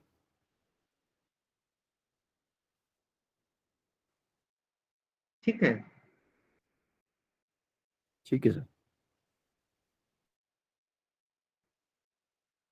Thank you, have a nice day and all the best to all of you. Thank you so much, sir. Thank you, sir. Thank you, sir. Thank you, sir. Have a good. Thank you, sir. Thank you. Thank you, Rajesh sir. Thank you, sir. All the best Great day, to sir. everyone. Thank you And very much. best of luck to everybody. And best of luck, everybody. Rajesh sir, it is an immense day, Thank sir. you, sir. Sir, we express our sincere gratitude, sir. Guruji, namaskar. Definitely. Yes, sir. We are very grateful to you for taking out so much time and